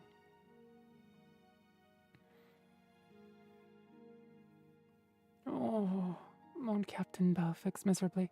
"We made good time. There's right around the bend in the river." "Then it looks like Thay's on fire," said Scotty, pointing. A great plume of black smoke black as pitch, was rising above the trees. As they drifted around the bend, they next saw the flames, and then the blackened, skeletal remains of the village. Dying, blazing villagers leapt from rocks into the river. The cacophony of wailing met their ears, and they could see, roaming along the edges of the town, the figures of Khajiiti soldiers bearing torches. "Banda, bless me," said the captain. "War's back on." "Oh, no," whispered Scotty. "Yes, miss. Oh, is Balthazar taking your petting bench? I'm sorry, Bowles. Can you go find a different spot to sleep for now?" "Okay, I'll give you belly rubs, and then you go find a different place to sleep, okay?" "There you go. It's a good boy. Okay. We scoot you up. Here you go, Mew. Mew. You know how this works. Oh. Getting attention from other cats. Oh no. She's learning. And let's see, where were we? Ah, yes. Whimpering Scotty. The sloop drifted from the current toward the opposite shore, away from the fiery town. Scotty turned his attention there in the sanctuary it offered. Just a peaceful arbor, away from the horror. There was a shudder of leaves in 2 of the trees, and a dozen lithe Khajiits dropped to the ground, armed with bows. "They see us," hissed Scotty. "They've got bows." "Oh, of course they got bows," snarled Captain Buffax. "We Bosman men have invented the bloody things, but I didn't think to keep them secret, you bloody bureaucrat." "Now they're setting their arrows on fire." "Yes, they do that sometimes." "Captain, they're shooting at us. They're shooting at us with flaming arrows." "So they are," the captain agreed. "Aim here is to avoid being hit." But hit they were, and very shortly after. Very shortly thereafter. Even worse, the second volley of arrows hit the supply of pitch, which ignited in a tremendous blue blaze. Scotty grabbed Captain Balfix, and they leapt overboard just before the ship and all its cargo disintegrated. The shock of the cold water brought the Bosmer into temporary sobriety. He called to Scotty, who was already swimming as fast as he could toward the bend. "Master Decamus, where do you think you're swimming to?" "Back to Falinesti," he cried. "That'll take you days. By the time you get there, everyone will know about the attack on Athe. They'll never let anyone they don't know in. The closest village downriver is Grenos. Maybe they'll give us shelter." Scotty swam back to the captain, and side by side they began paddling in the middle of the river, past the burning residuum of the village. He thanked Mara they had learned to swim. Many a Cyrodiil did not, as largely landlocked as the Imperial province was. Had he been raised in Mirkorop or Artemon, he might have been doomed. But the Imperial city itself was encircled by water, and every lad and lass there knew how to cross without a boat, even those who grew up to be clerks and not adventurous. "Hello, Jinx. Morning. It's good to see you." Captain Balfax's sobriety faded as he grew used to the water's temperature. Even in wintertide, The Xylo River was fairly temperate and, after a fashion, even comfortable. The Bosmer's strokes were uneven, and he'd stray closer to Scotty and then farther away, pushing ahead and then falling behind. Scotty looked to the shore to his right. The flames had caught the trees like tinder. Behind them was an inferno, with which they were barely keeping pace. To the shore on their left, all looked fair, until he saw a tremble in the river reeds, and then what caused it. A pride of the largest cats he had ever seen. They were auburn-haired, green-eyed beasts with jaws and teeth to match his wildest nightmares. And they were watching the two swimmers. And keeping pace. Captain Balfax, we can't go to either that shore or the other one, or we'll be parboiled or eaten, Scotty whispered. Try to even your kicking and your strokes. Breathe like you normally would. If you're feeling tired, tell me, and we'll float on our backs for a while. Anyone who had the experience of giving rational advice to a drunkard would understand the hopelessness. Scotty kept pace with the captain, slowing himself, quickening, drifting left and right, while the Bosmer moaned old ditties from his pirate days. When he wasn't watching his companion, he watched the cats on the shore. After a stretch, he turned to his right. Another village had caught fire. Undoubtedly, it was Grenos. Scotty stared at the blazing fury, awed by the sight of the destruction, and did not hear that the captain had ceased to sing. When he turned back, Captain Balfax was gone.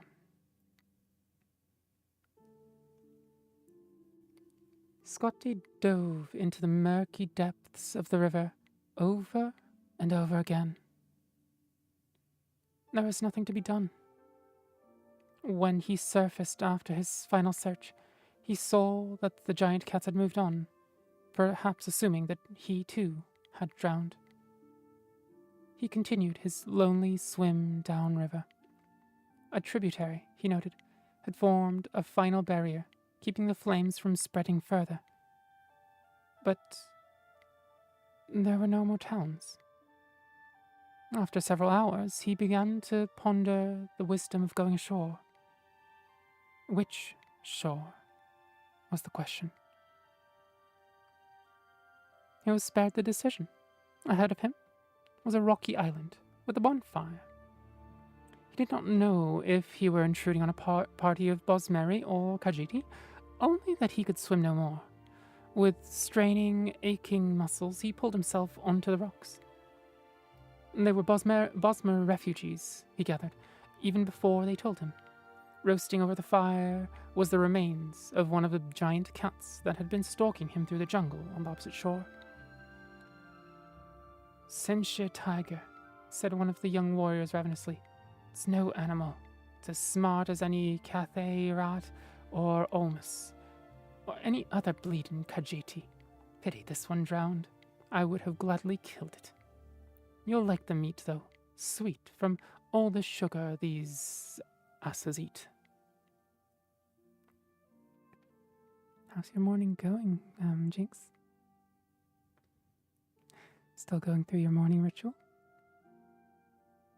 Scotty did not know if he was capable of eating a creature as intelligent as man or mare, but he surprised himself, as he had done several times over the last days. Oh, Aurora, are you okay? Oh no, too dusty.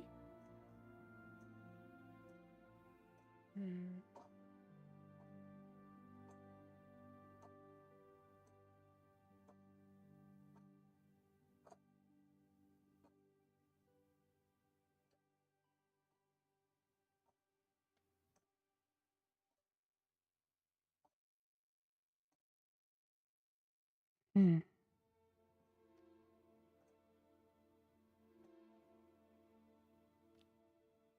Sorry. Where are we? It was rich, succulent, and sweet, like sugared pork, but no seasonings had been added. He surveyed the crowd as he ate. A sad lot. Some. Are you all right? Yeah. Um. It was just Aurora. She was wheezing a little bit, and wheezing, coughing, something like that.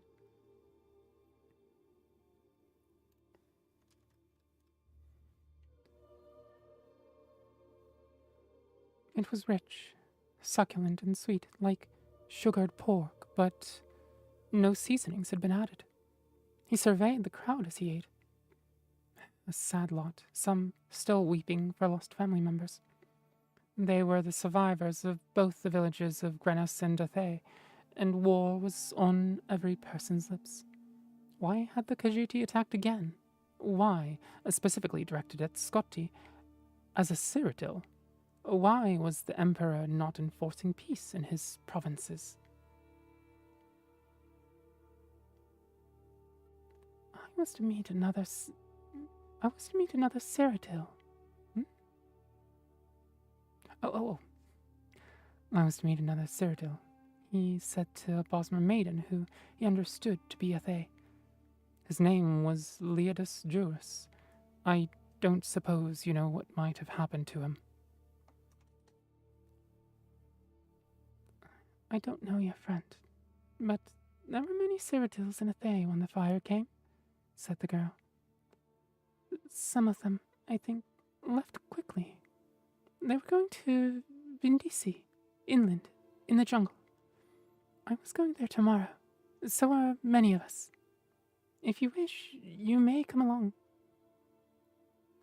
Decimus Scotti nodded solemnly. He had made himself as comfortable as he could in the stony ground of the river island, and somehow, after much effort, he fell asleep. But he did not sleep well.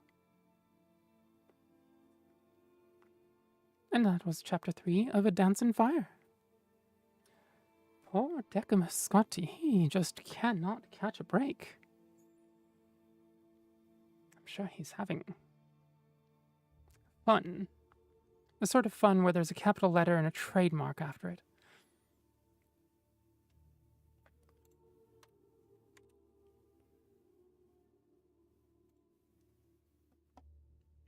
As always, Cramptonator, thank you for suggesting that one. So that was volume 3. Or chapter 3. There are 4 more chapters in A Dance in Fire. And then there are 4 more chapters beyond that of a different book series, which is a sequel. So if you are here, towards the beginning to middle of the next 7-ish streams, you will get to hear the story unfold.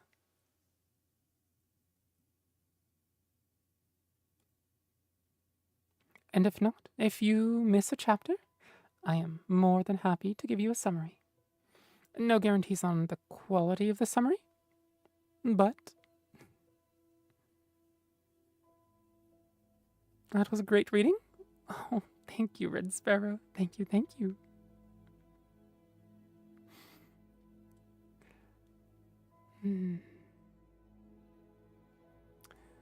Oh, we were talking last week about how the Bosmer are not particularly ashamed, hesitant to eat meat that they kill, even if it is sentient.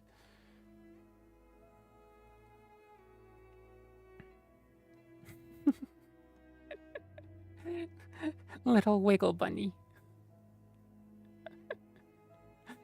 Oh, and there's the wigglers in Monster. Wait a minute, Banini. The wigglers. The wigglers in Monster Hunter World. Was it? The Wiggle Bunny reminds me of that. Yes, world? Did I miss anything? Oh, Vivi, just checking in as well? Cheeto's not wheezing? Oh, like, are you alright? As in, like, am I physically okay in terms of an energy level check-in and all of that? Oh, thank you. Yeah, I think we're just at 2 hours of stream. We'll probably only do another hour today. But I just went quiet. Oh, that's why that's okay. Sorry, Aurora was.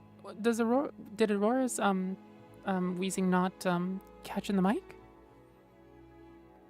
What about Worlds? Oh, Worlds has the wigglers and the wiggler hats, right? And that's what Banini Wiggle reminds me of.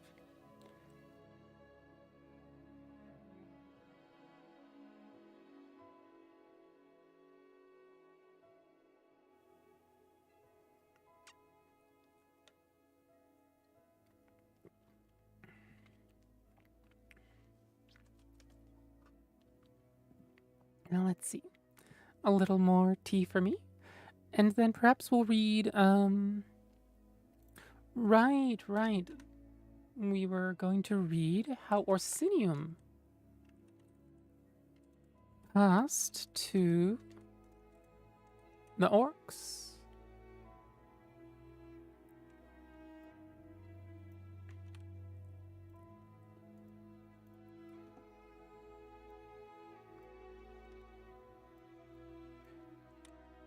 There we go.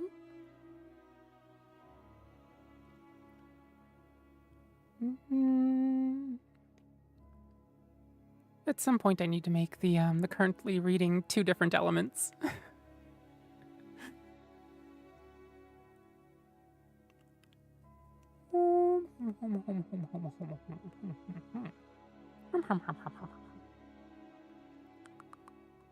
There we go.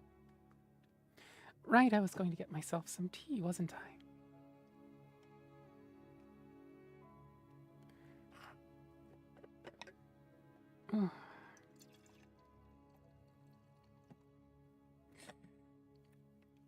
Oh, do I have to voice more mask characters? Ugh.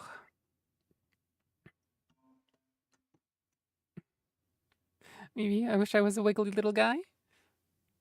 You can get yourself a wiggler hat. Or a wiggler keychain, probably. Banini, oh right, those are cute. Oh wait, I already read that, didn't I? Did I?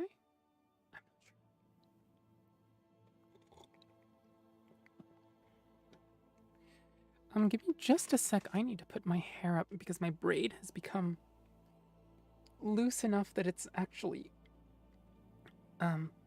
bothering me wherever it touches my body. So I need to put it up in a claw clip.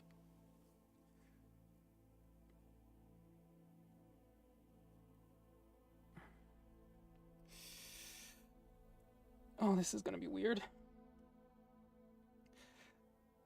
My hair for the claw clip and for the for my usual 2-strand braid go in opposite directions. So I'm having to do it opposite direction, opposite hand, sort of. It feels weird. It feels very, very unusual.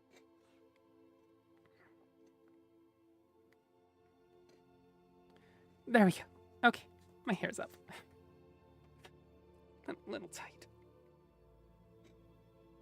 Alright, okay.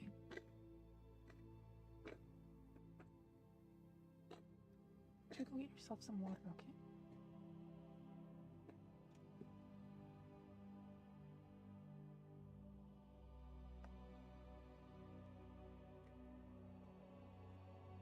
Let's see. Before I start reading this, let me do an ad break real quick to ward off the pre-rolls.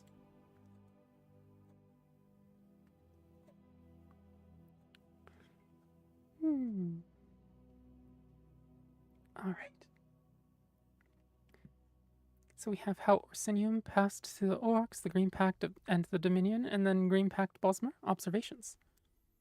And actually, let me while the people are watching ads, let me go find those real quick.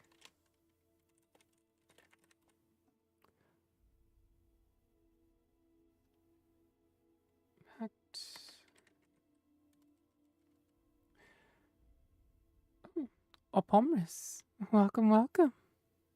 Welcome to the Succubard's library. Appreciate the follow. Hope you have a good time here. So we can increase the size on that just a smidge.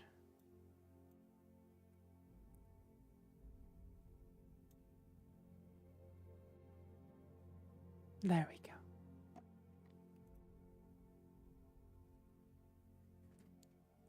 Vivi, I wish I got ads. I love ads. Hi, Red Sparrow. I think my favorite peoples in the Elder Scrolls are the Bosmer and the Orzamer. Oh, so you're getting both of those tonight. Wait, did you say hi earlier on a Twitch account? Maybe ads are one of the basic food groups? Gods, you'd think they were, by the way our society treats them. There we go. Green Pact and the Dominion. And then, what was the other one?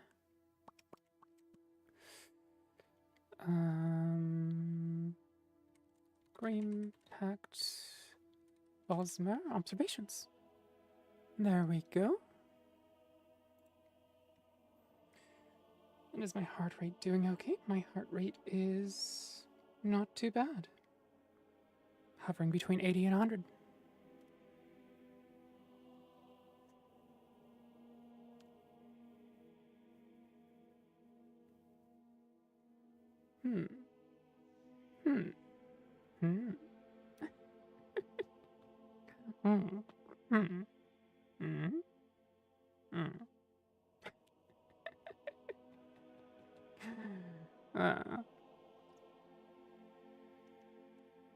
Nope.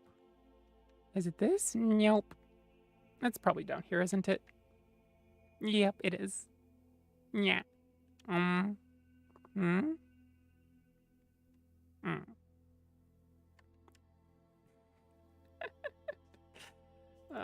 Let's see. Green Pact Bosmer, fairly short. Green Pact Dominion. Okay. We can just read those back to back. They're super short.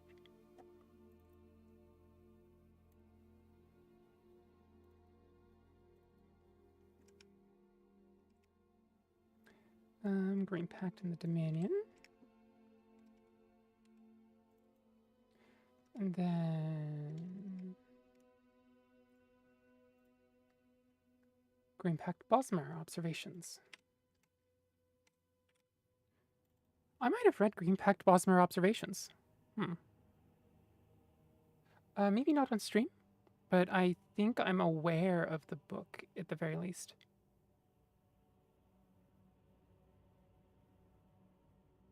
Let's see, is everyone back from ads? There we go. We're back from ads. Welcome, welcome. By the way, for everyone that's here currently, does the chat window feel all right? Is it too small, too big, getting in the way too much? Is the text legible? Vivi, seems okay to me. Okay. Glad at least one person thinks so. I finally had the impetus to do stuff last night at like 2 or 3 in the morning. It's like, wait a minute. What if? What if? Red Sparrow, I think it looks fine. Okay. That works.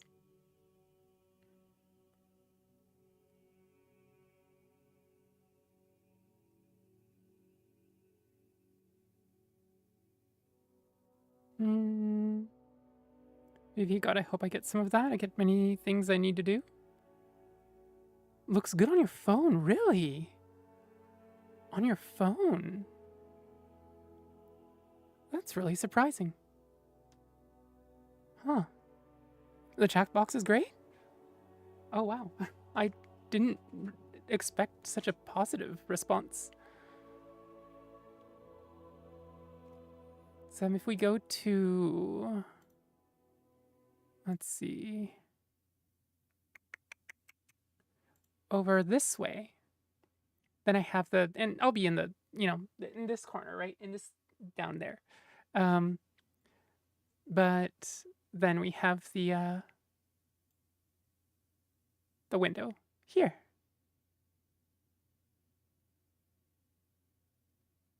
There we go. That'll still need just a little bit of adjustment, but yeah. And hopefully my head will at least not cover some of it. I didn't want to make the game too small. It's already fairly like the what do you call it? It's the game frame or the border, and I suppose the game footage itself is already fairly small too. Also, I was wondering what I might want to put below the frame, because a lot of people have like the last follow and that sort of thing, but I don't know if that's useful, if that's something people want, or if it would be better to have something else there.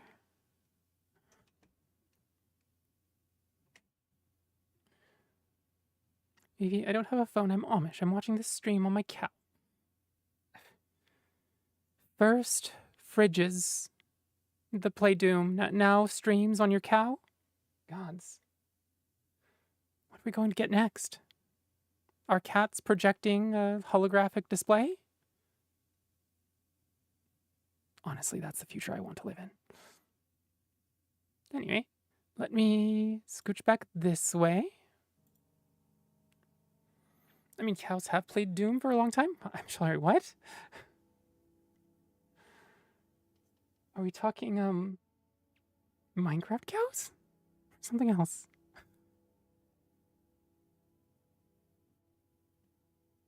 Anywho, we are... How Orsinium passed to the orcs.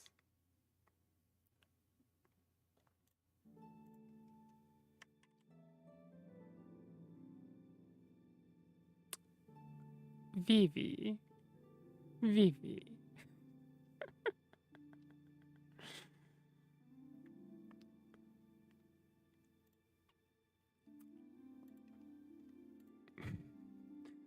Bell, birds are drones, so maybe on a bird? I could see that. That would be interesting. Yeah, little flying companion drones are a fairly common trope in sci-fi, right? Maybe nope, not even I would do that. Yeah. Yeah.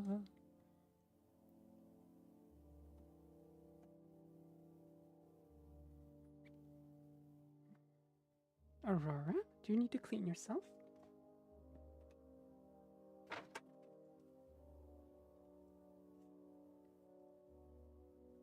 All right. What shall we do? Let's see. Read. Actually read on a reading stream. All right. How Orsinium passed to the orcs by Menina Gsost.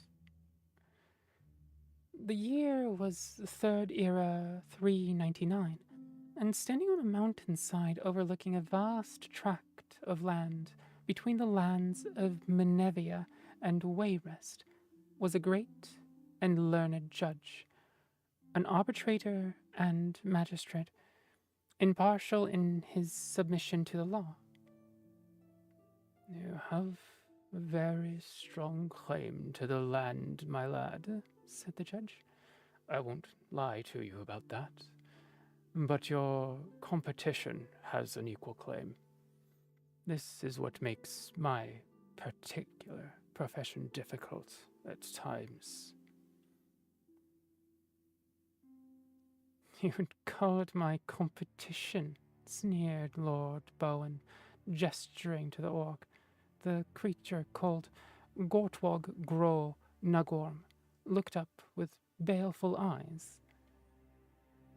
He has ample documentation to make a claim on the land, the magistrate shrugged.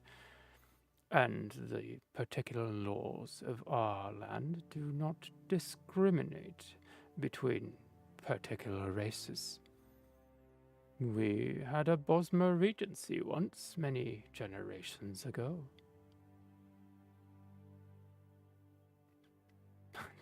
If a pig or a slaughterfish turned up demanding the property, would they have the same legal rights as I?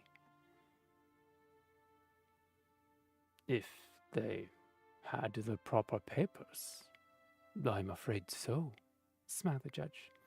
The law is very clear, and if two claimants with equal titles to the property are set in deadlock, a duel must be held.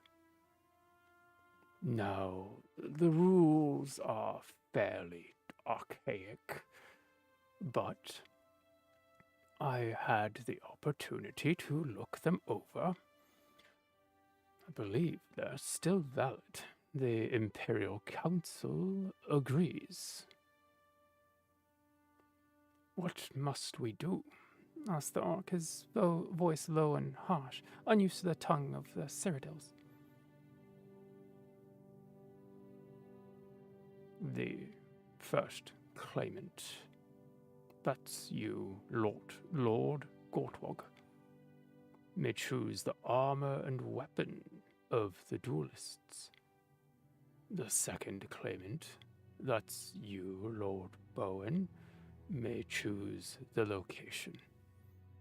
If you would prefer, either or both, you may choose a champion, or you may duel yourself. The Breton and the orc looked at one another, evaluating. Finally, Gortwog spoke. The armor will be orcish, and the weapons will be common steel longswords. No enchantments, no wizardry allowed. The arena will be the central courtyard of my cousin Lord Beryl's palace in Wayrest, said Bowen, looking Gortwog in the eye scornfully. None of your kind will be allowed in to witness. So it was agreed. Gortwog declared that he would fight the duel himself, and Bowen, who was a fairly young man and in better than average condition, felt that he could not keep his honor without competing himself as well. Still, upon arriving at his cousin's palace a week before the duel was scheduled, he felt he needed to practice. A suit of orcish armor was purchased, and for the first time in his life, Bowen wore something of tremendous weight and limited facility. Bowen and Beryl sparred in the courtyard. In 10 minutes' time, Bowen had to stop. He was red-faced and out of breath from trying to move in the armor. To add to his exasperation, he had not scored one blow on his cousin, and had dozens of feint strikes scored on him. I don't know what to do, said Bowen over dinner.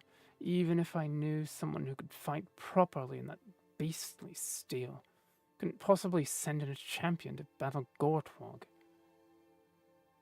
Beryl commiserated as the servants cleared the plates. Bowen stood up in his seat and pointed at one of them. You didn't tell me you had an orc in your household. Sir, whined the elderly... Sir, whined the elderly specimen, turned to Lord Beryl, certain that he caused offense somehow. You mean old Tunner, laughed Beryl. He's been with my house for ages. Would you like him to give you training on how to move in orcish armor?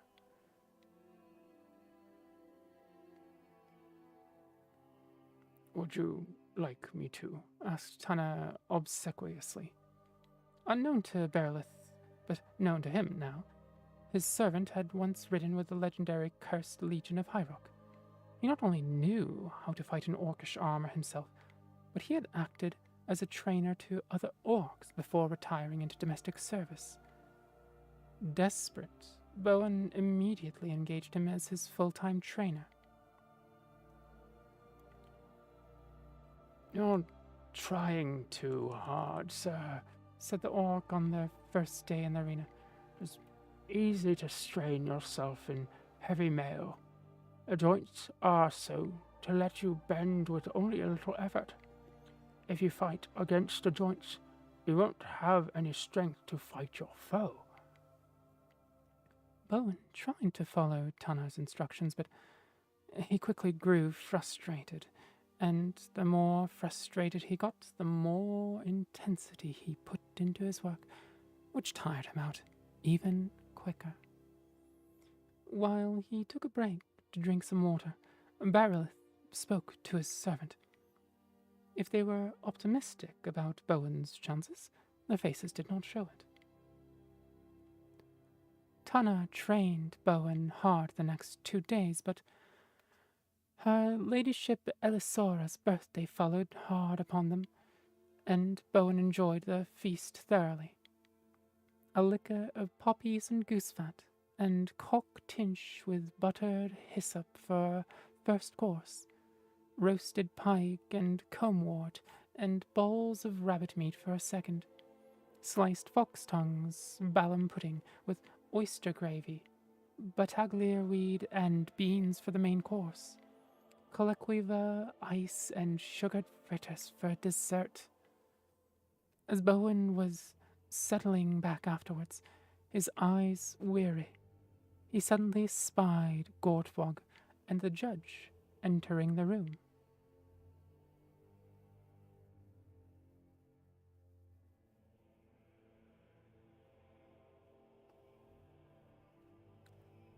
What are you doing here? He cried. The duel's not for another 2 days. Lord Gortwog asks that we move it to tonight, said the judge. You were training with when my emissary arrived 2 days ago, but his lordship, your cousin, spoke for you, agreeing to the change of date. But there's no time to assemble my supporters, complained Bowen. And I've just devoured a feast that could kill a lesser man. Cousin, how could you neglect to tell me? I spoke to Tana about it, said Bearlith, blushing, unused to deception. We decided that you would be best served under these conditions. The battle in the arena was sparsely attended. Saturated with food, Bowen found himself unable to move very quickly. To his surprise, the armor responded to his lethargy, rotating smoothly and elegantly to each stagger.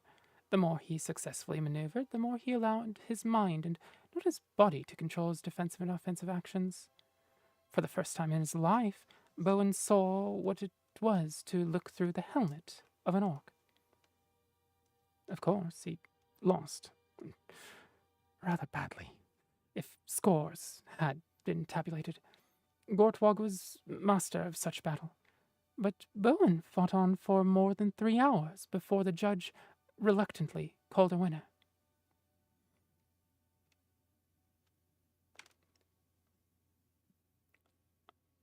I will name the land Orsinim after the land of my fathers, said the victor.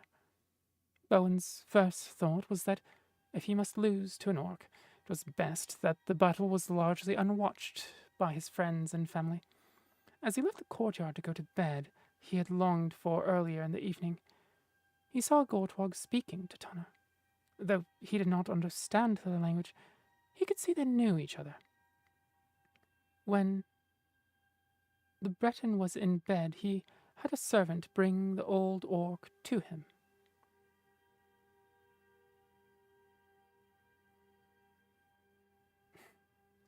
Tunner, he said kindly. Speak frankly with me. You wanted Lord Dwog to win. That is true, said Tunner, but I did not fail you. You fought better, and you would have fought 2 days hence, sir. I did not want Orsinium to be won by its king without a fight.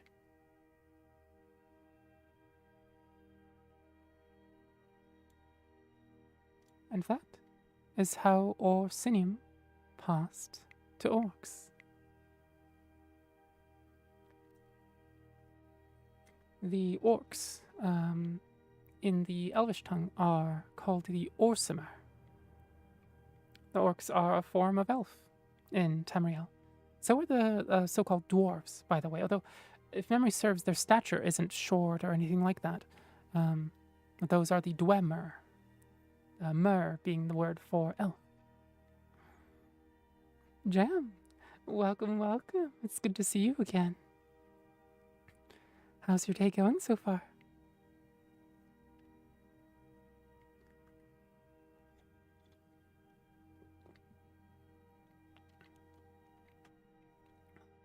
Feels very much like we have a lot of sleepies here.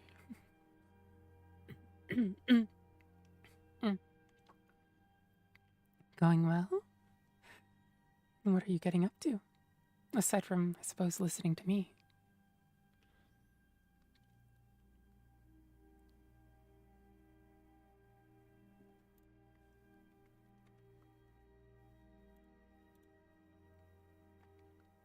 Yeah, it's definitely reflects on, I think, the orcish honor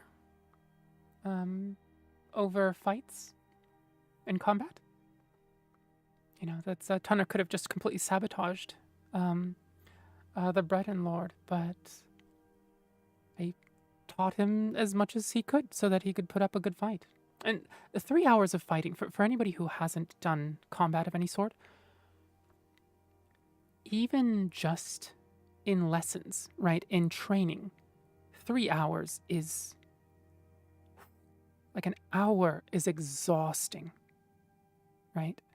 And that's with, you know, maybe 10% of the time spent observing and being instructed as opposed to doing, right? 3 hours in combat, let alone with armor, is just... Oy. Like, that alone is a feat. On both their accounts. Red Sparrow, do you have any theories about why the Dwemer vanished? Oh, interesting, interesting. So, for background, for those who don't know, the Dwemer vanished wholesale except for one Dwemer. This was during the Battle of Red Mountain. That particular Dwemer is actually, he's in the game Morrowind, Elder Scrolls 3 Morrowind.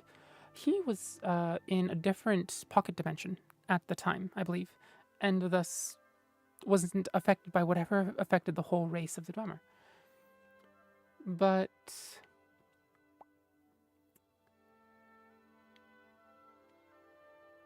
the Dwemer used something called tonal magic.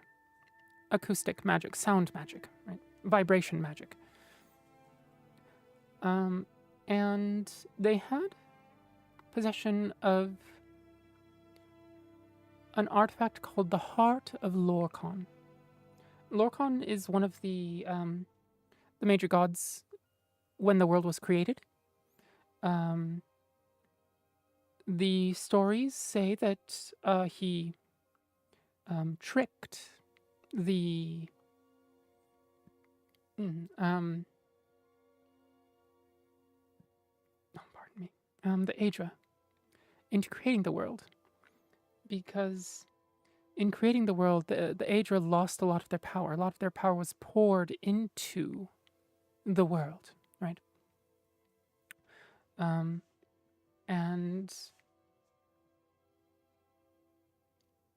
So, I forgot which god it was, but they afterwards became angry and tore out Lorkhan's heart, set it to a bow and arrow, and shot it across the land. And it landed where Red Mountain is today in Morrowind, and a mountain grew around it. So that's where the Dwemer were. The literal artifact of the Heart of Lorkhan is features in Morrowind. You can see it yourself. And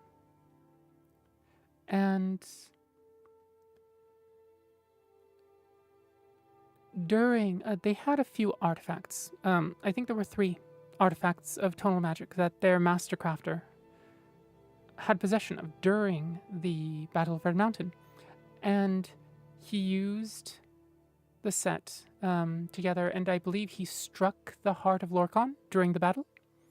Kagranak, I believe his name was. And so,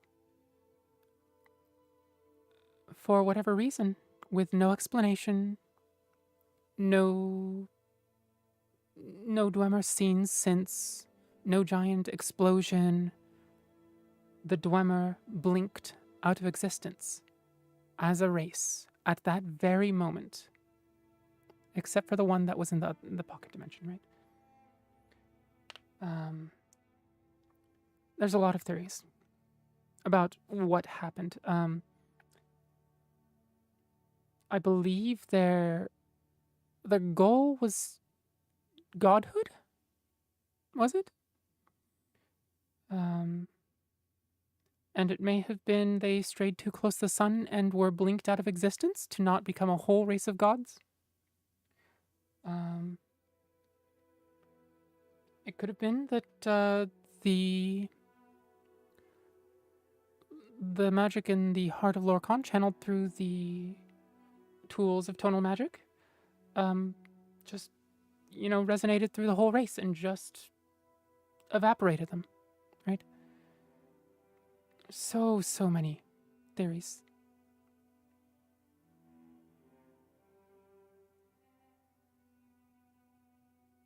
Personally, I don't have one that's really my headcanon. It's definitely one of those, I really wish we had even a little more info about it sort of thing. Jinx, I was driving, so all I heard was that the Dwemer were into sounding.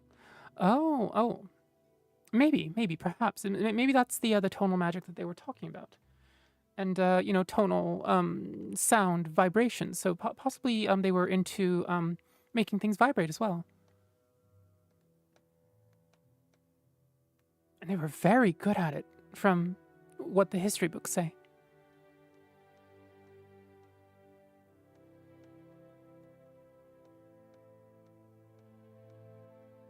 Belle?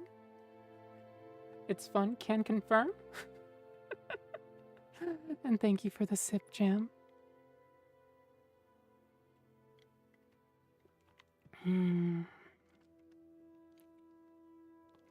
Jinx, also I've arrived at work. I hope the rest of the stream goes well. Have a wonderful day at work, Jinx.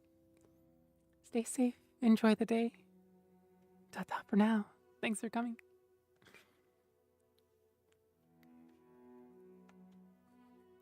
Baby.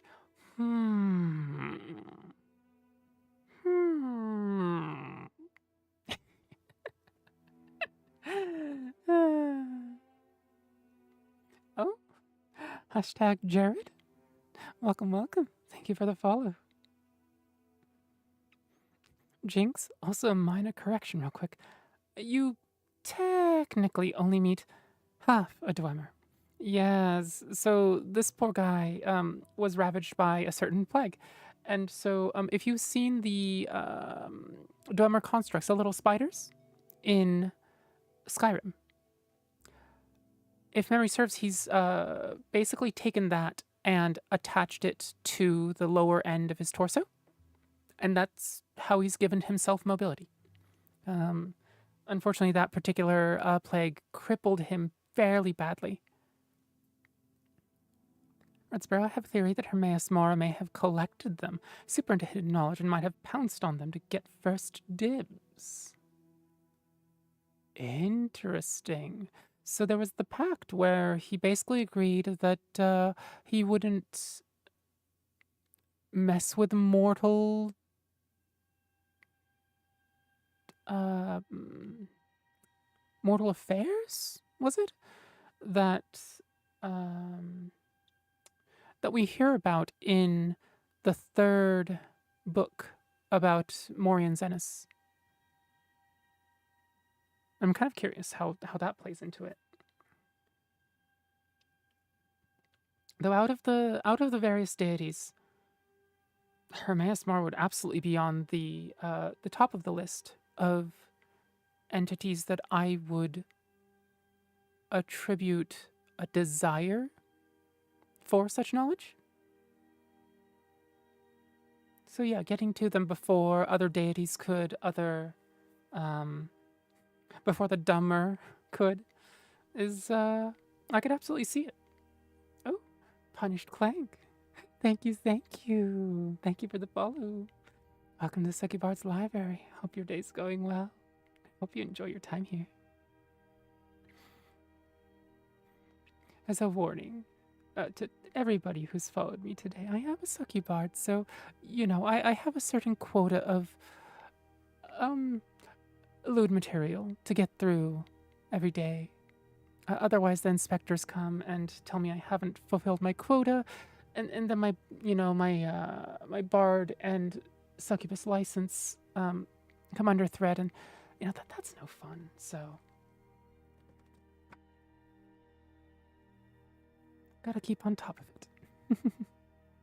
So you may hear me suddenly go from demure and sweet, and then suddenly lewdery everywhere. That is why I have put 18 plus on the stream, though, so yeah. And hopefully I'm not causing interesting sorts of dreams. Oh. Teddy Belcare. Welcome, welcome. You washed your blanket. That's good to hear. Blanket washing is a bit of a pain in the tush, so having it done it's a nice feeling. Now let's see. Good, things are working well on the interface still. Oh, wait a minute. I need to move that just a smidge over, I think.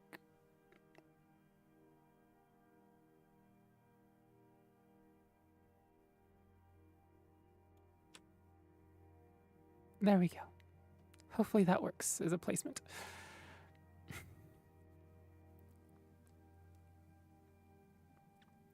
Well, is that why I keep catching strays for your quota? Well, I wasn't going to say anything, but maybe. I mean, I have professional obligations. Besides, you wouldn't want me to lose both my bard and succubus license, would you? They're a pain to get back. The new girl, when? Huh?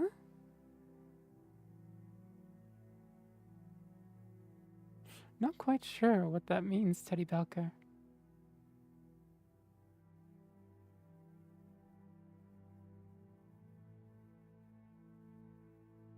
Is that the title of something?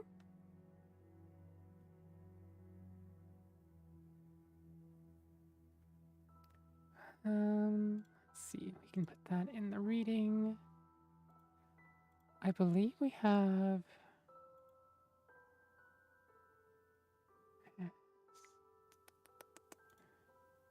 that there. Mumbleperf or Vira Gold? Also phrases that completely whoosh over my head.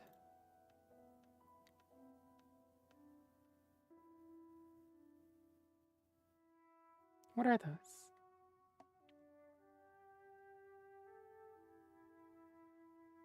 Let's see. The Green Pact and the Dominion.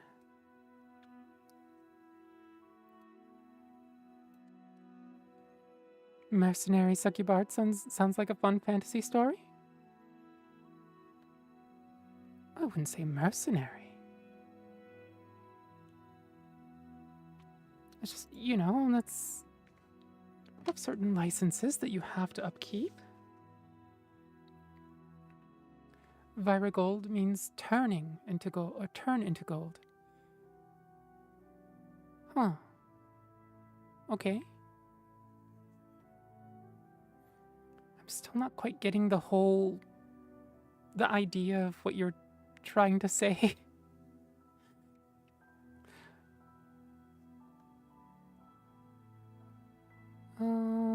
There we go. Let's see. Let's scooch this up here. And we have the Green Pact and the Dominion.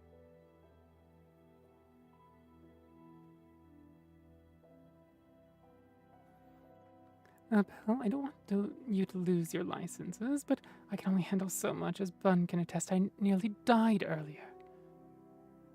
Wait, what? When did you die? Or almost die? What did I say? It was nothing out of the usual, right?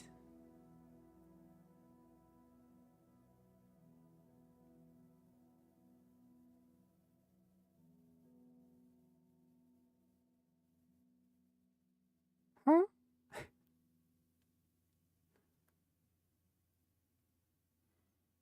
Oh yeah, if you haven't already. Sub, follow, that sort of thing. On the YouTube side, it helps the algorithm-y stuff.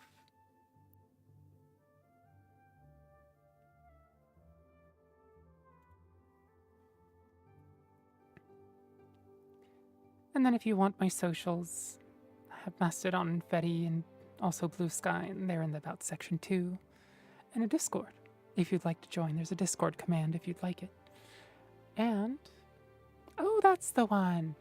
I have a Coffee account and a Patreon account. And those supporters get credits in the videos and also,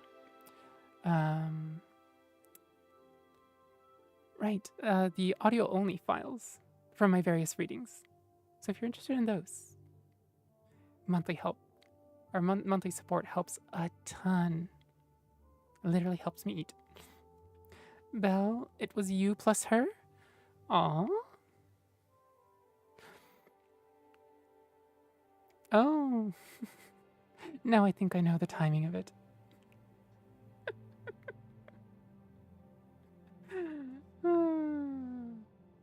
Well, I'll try not to go too hard on you over the next few days.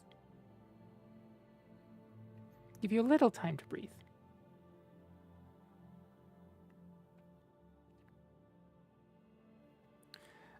Teddy Belka, what I wanted to say is I see crack rocks. Yeah, the moon is like a crack rock. No. The moon is cheese. This has been settled for thousands of years. The moon is cheese. Some of it may be powdered cheese, but it's still cheese.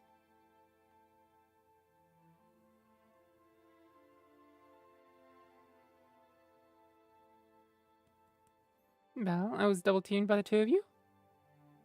Oh my. I'm not quite sure whether you're, objecting or not.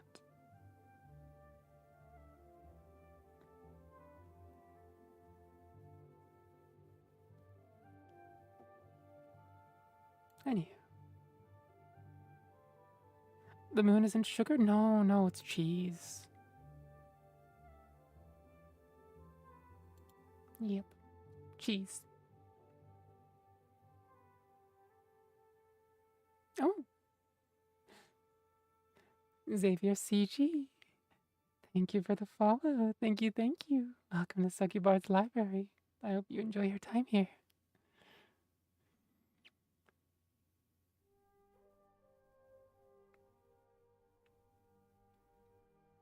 Now, let's see. The Green Pact and the Dominion. There we go.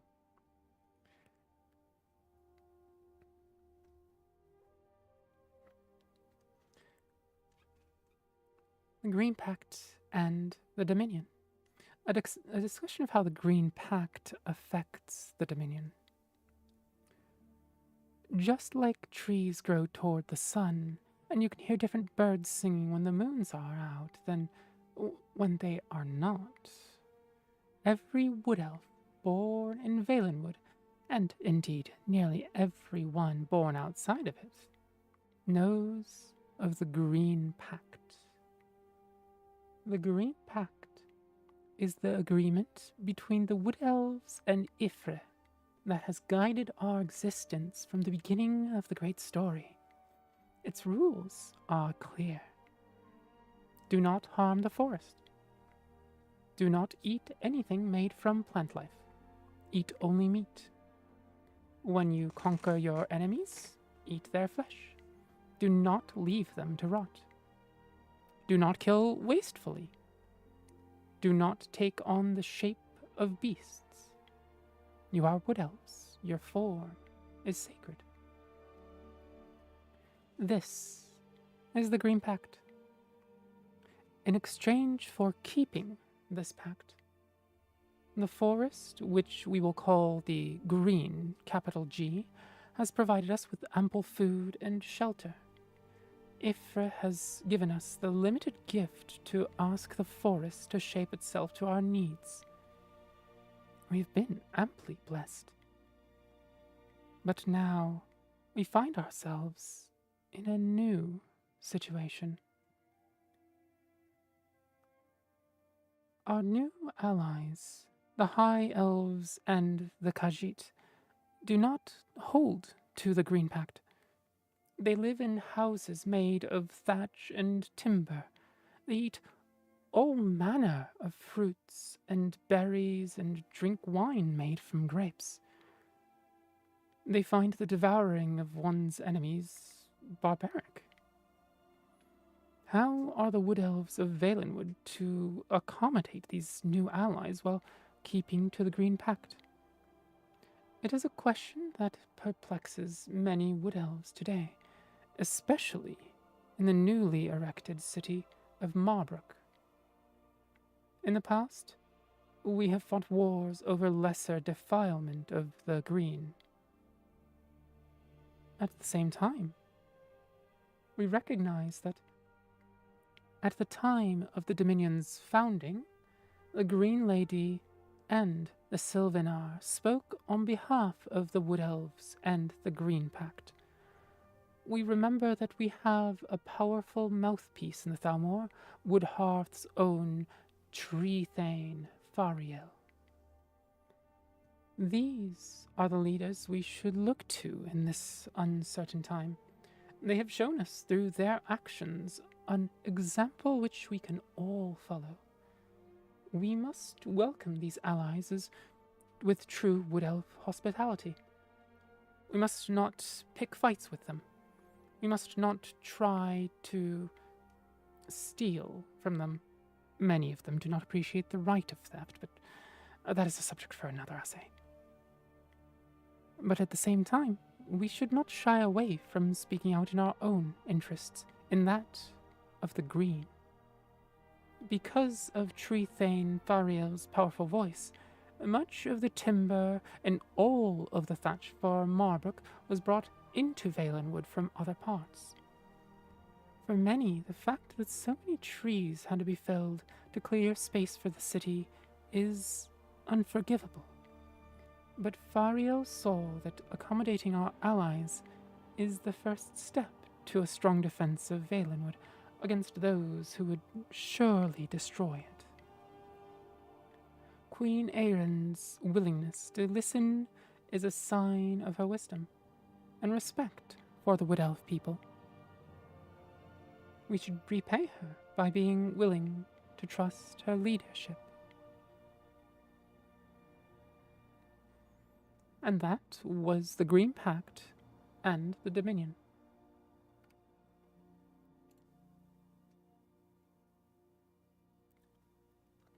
and a quick story that is after that. Green-packed Bosmer. Observations by Dinichthus Precus. Precis? Dinichthus Precis. That's a name. The author of this text would like to make plain that there is a profound distinction to be made between the wood elves observed by the author deep within Valenwood and the wood elves who reside in other corners of Nirn. The observations here recorded are only meant to describe those wild Bosmer who adhere to what they call, quote, the old ways, unquote, and are not meant to apply to wood elves who have adjusted to life in normal society. The wood elves of deep Valenwood, or, quote, green-packed Bosmer, unquote, as they call themselves, can be described as fanatical in their devotion to the Green Pact. They eat only meat, including the bodies of their enemies slain in battle, and attack any who would harm the forest in which they live. Nevertheless, it would be inappropriate to categorize them as feral. In fact, they are highly intelligent, highly curious, highly rational individuals with rich cultural traditions vested in the forest and in their spiritual leaders, the storytellers, or, quote, spinners, unquote. In fact, while they can be extremely fierce in battle, they do not attack unless provoked and are more than hospitable to strangers in their midst. They take their cues from the natural world with a mixture of fear and respect, no doubt cultivated by tales of the kind of angry vengeance the Green is said to take on those who violate the pact.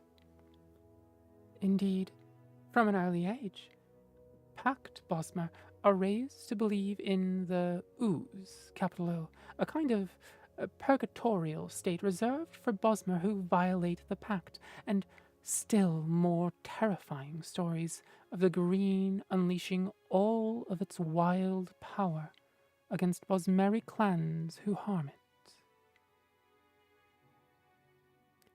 And that was Green Pact Bosmer Observations.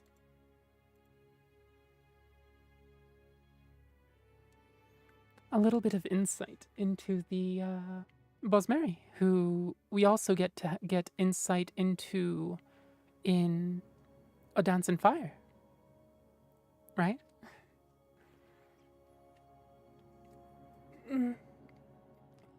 Oh. Belle,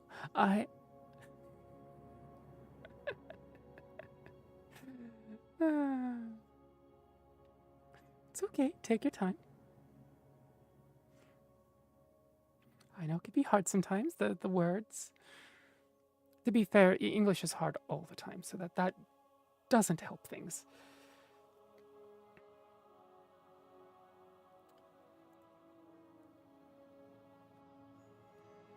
Interesting. I wonder how long this is.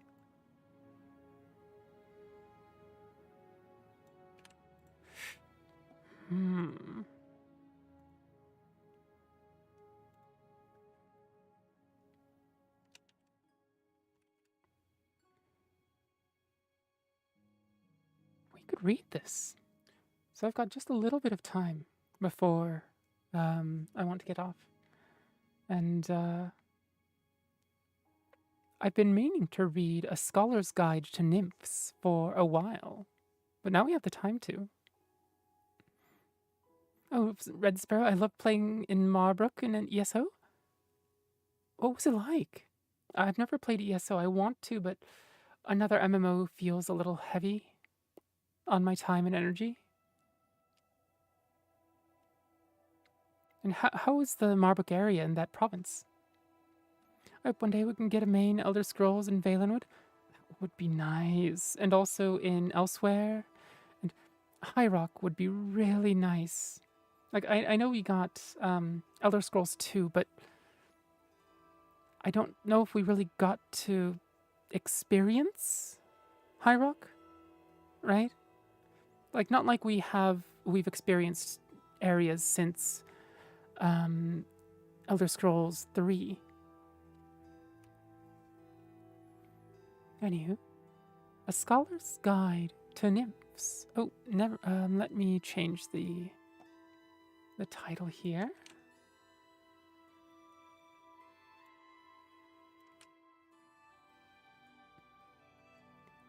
Scholar's Guide to Nymphs by Vondam Barus. I grew up a scholar, an ascetic devoted to knowledge, with eyes that saw beauty in a fascinating passage in a dusty tome, love in the candle that allowed me to study on starless nights, passion in a well-reasoned argument of a long-dead issue. I was a student who never graduated, and was never expelled.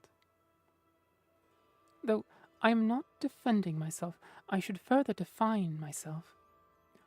I am not what you would call a prude. In fact, I can speak of subjects in a detached way that would make the most debauched strumpet and skyhawk blush with discovered modesty. I wrote an essay, The House of Debella, as a scholar should, analyzing the cult of beauty and physical relations as one might study crop rotations or the digestive system of an orc. Acquaintances of mine who were inclined to wink and giggle I tolerated, but barely. With all that said, the reader will understand that when I decided to study the language of the nymphs in order to study their character and culture, it was not a decision I made on account of prurience or lust. Scholars have historically neglected the nymph as a subject worthy of research, and this neglect I attribute to prejudice. The sages with whom I have spoken on the subject have eloquently and intelligently formed sentences which, boiled down, can be translated as: nymphs look like beautiful naked women who skip along tra-la-la and like to have indiscriminate sex. What could they have to say that would be of any interest? So here, I am faced with the most daunting of projects. To study and research a species unstudied is a potentially rewarding challenge. If the subject was unstudied because the scientific community had deemed it beneath interest, a potentially rewarding but decidedly frustrating challenge. Yes, Bell Naked Women. Suddenly interested, are we? If I spent months in serious study of their language and culture and additional time in their company and discovered nothing more than that the common prejudice is correct, the term laughingstock would not do me justice. So, excited and nervous for reasons unrelated to the notoriously promiscuous behavior of my subjects, I began my studies. I mastered the language, a melodious tongue that sounds like wild elf and fairy, but share no vocabulary with them. I studied the lore and found it to be, on the whole, little more than pornography and crude conjecture. I next had to find a nymph. From my centralized location in the Imperial City, I found it easy to send word around to several well-known temples and guilds devoted to the study in all the provinces. Not all replies back were serious in nature, but one, from the school of Julianus in Sentinel, helped me considerably. To Magister Oitos and his disciples, I here offer my sincere gratitude. Nymphs are extremely shy creatures, no matter what the more obscene stories will tell you. No one who I've spoken with has had one seek them out. Thus, to speak with a nymph requires energy and patience. Out of courtesy for her privacy, I will not here give the location of the little grotto off the coast of Hammerfell where I found the nymph. It took me 3 months of patient waiting, leaving presents where I knew the nymph would be, before the nymph stood still at my approach. I remember I was carrying a bouquet of purple and white tettias, and she looked at them and then at me and smiled. The effect of her smile was truly magical, I'm convinced. Her body was, of course, perfect, her face lovely and serene, her hair like silk flame. But until she smiled, she was beautiful in the abstract, a perfect statue by a master. The smile made her approachable, and thus terrifying. For you, I said, attempting my first utterance of nymph to a real nymph. Her smile grew into a grin, which became a giggle and then a laugh. The reader has doubtless heard of the silver laughter of the elves. The nymph's laugh is earthy and spontaneous and very suggestive. And what do you want from me in return, mortal? She asked.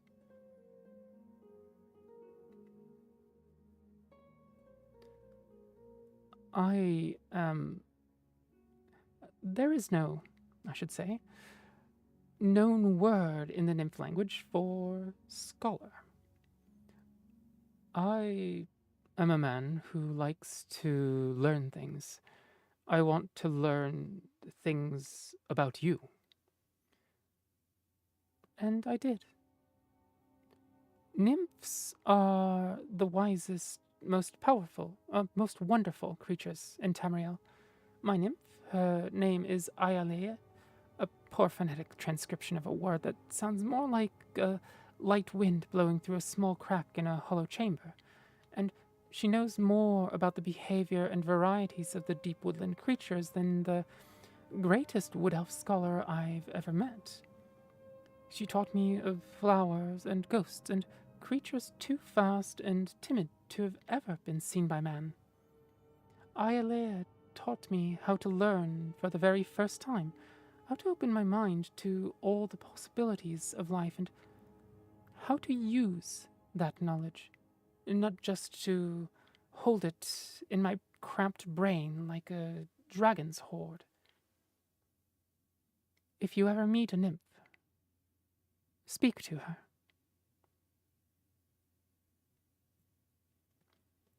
Editor's note. The writer von Dambaris is no longer a scholar at the Imperial University. He deposited his manuscript and disappeared from the civilized world. His current whereabouts are unknown. And that was A Scholar's Guide to Nymphs.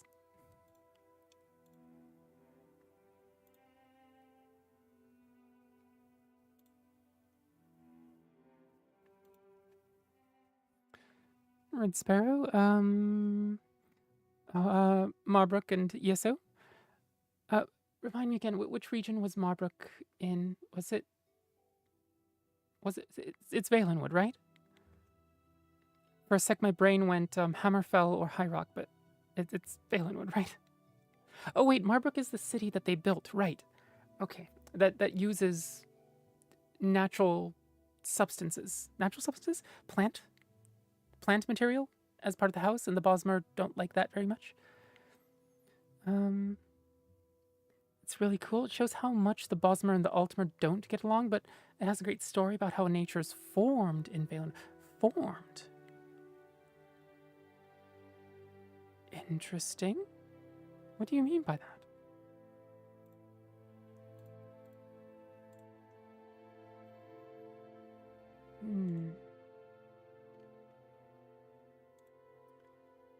And I suppose we shall try to find a stream to raid into.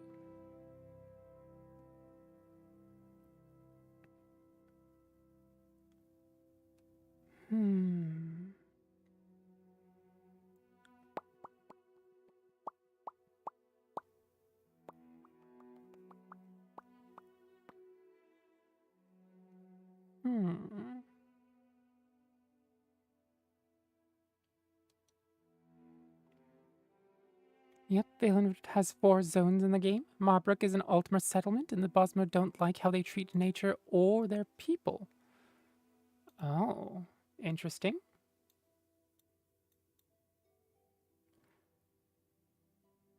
That's really not particularly surprising, is it? Considering the Altmer.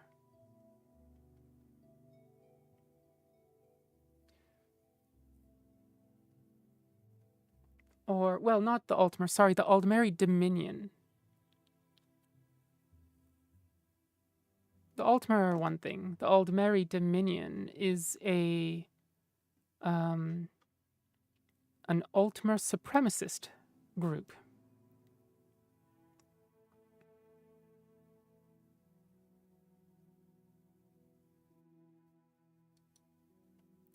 Now, do we want to raid into... Actually, shall we raid into... perhaps Avaloon? It's rare that I get to raid into her. Let me just go check that she's not trying to raid out as we speak, as can be the case sometimes.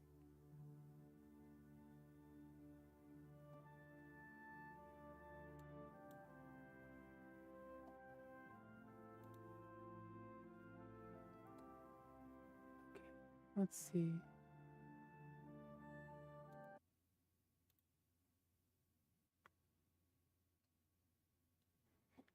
See, what kind of volume is this? Okay, that's not too bad. Maybe laughter involved, but still want to raid into her if possible.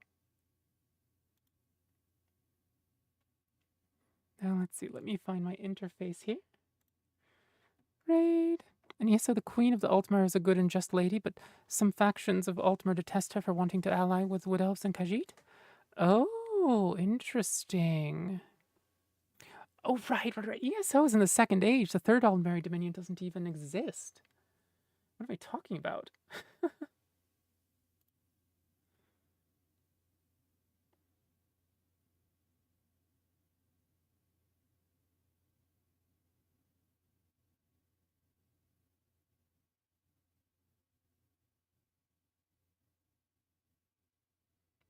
Oh, interesting. Wait a minute, who's that? Oh, okay.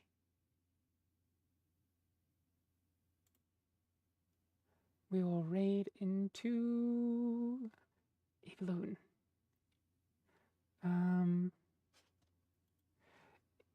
For the folks on the YouTube side, if you'd like to come with us, there's a direct link.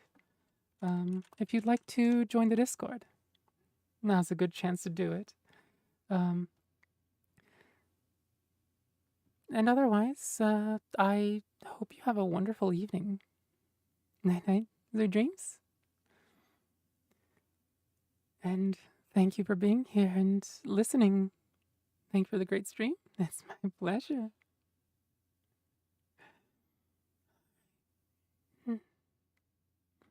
Ta-ta for now.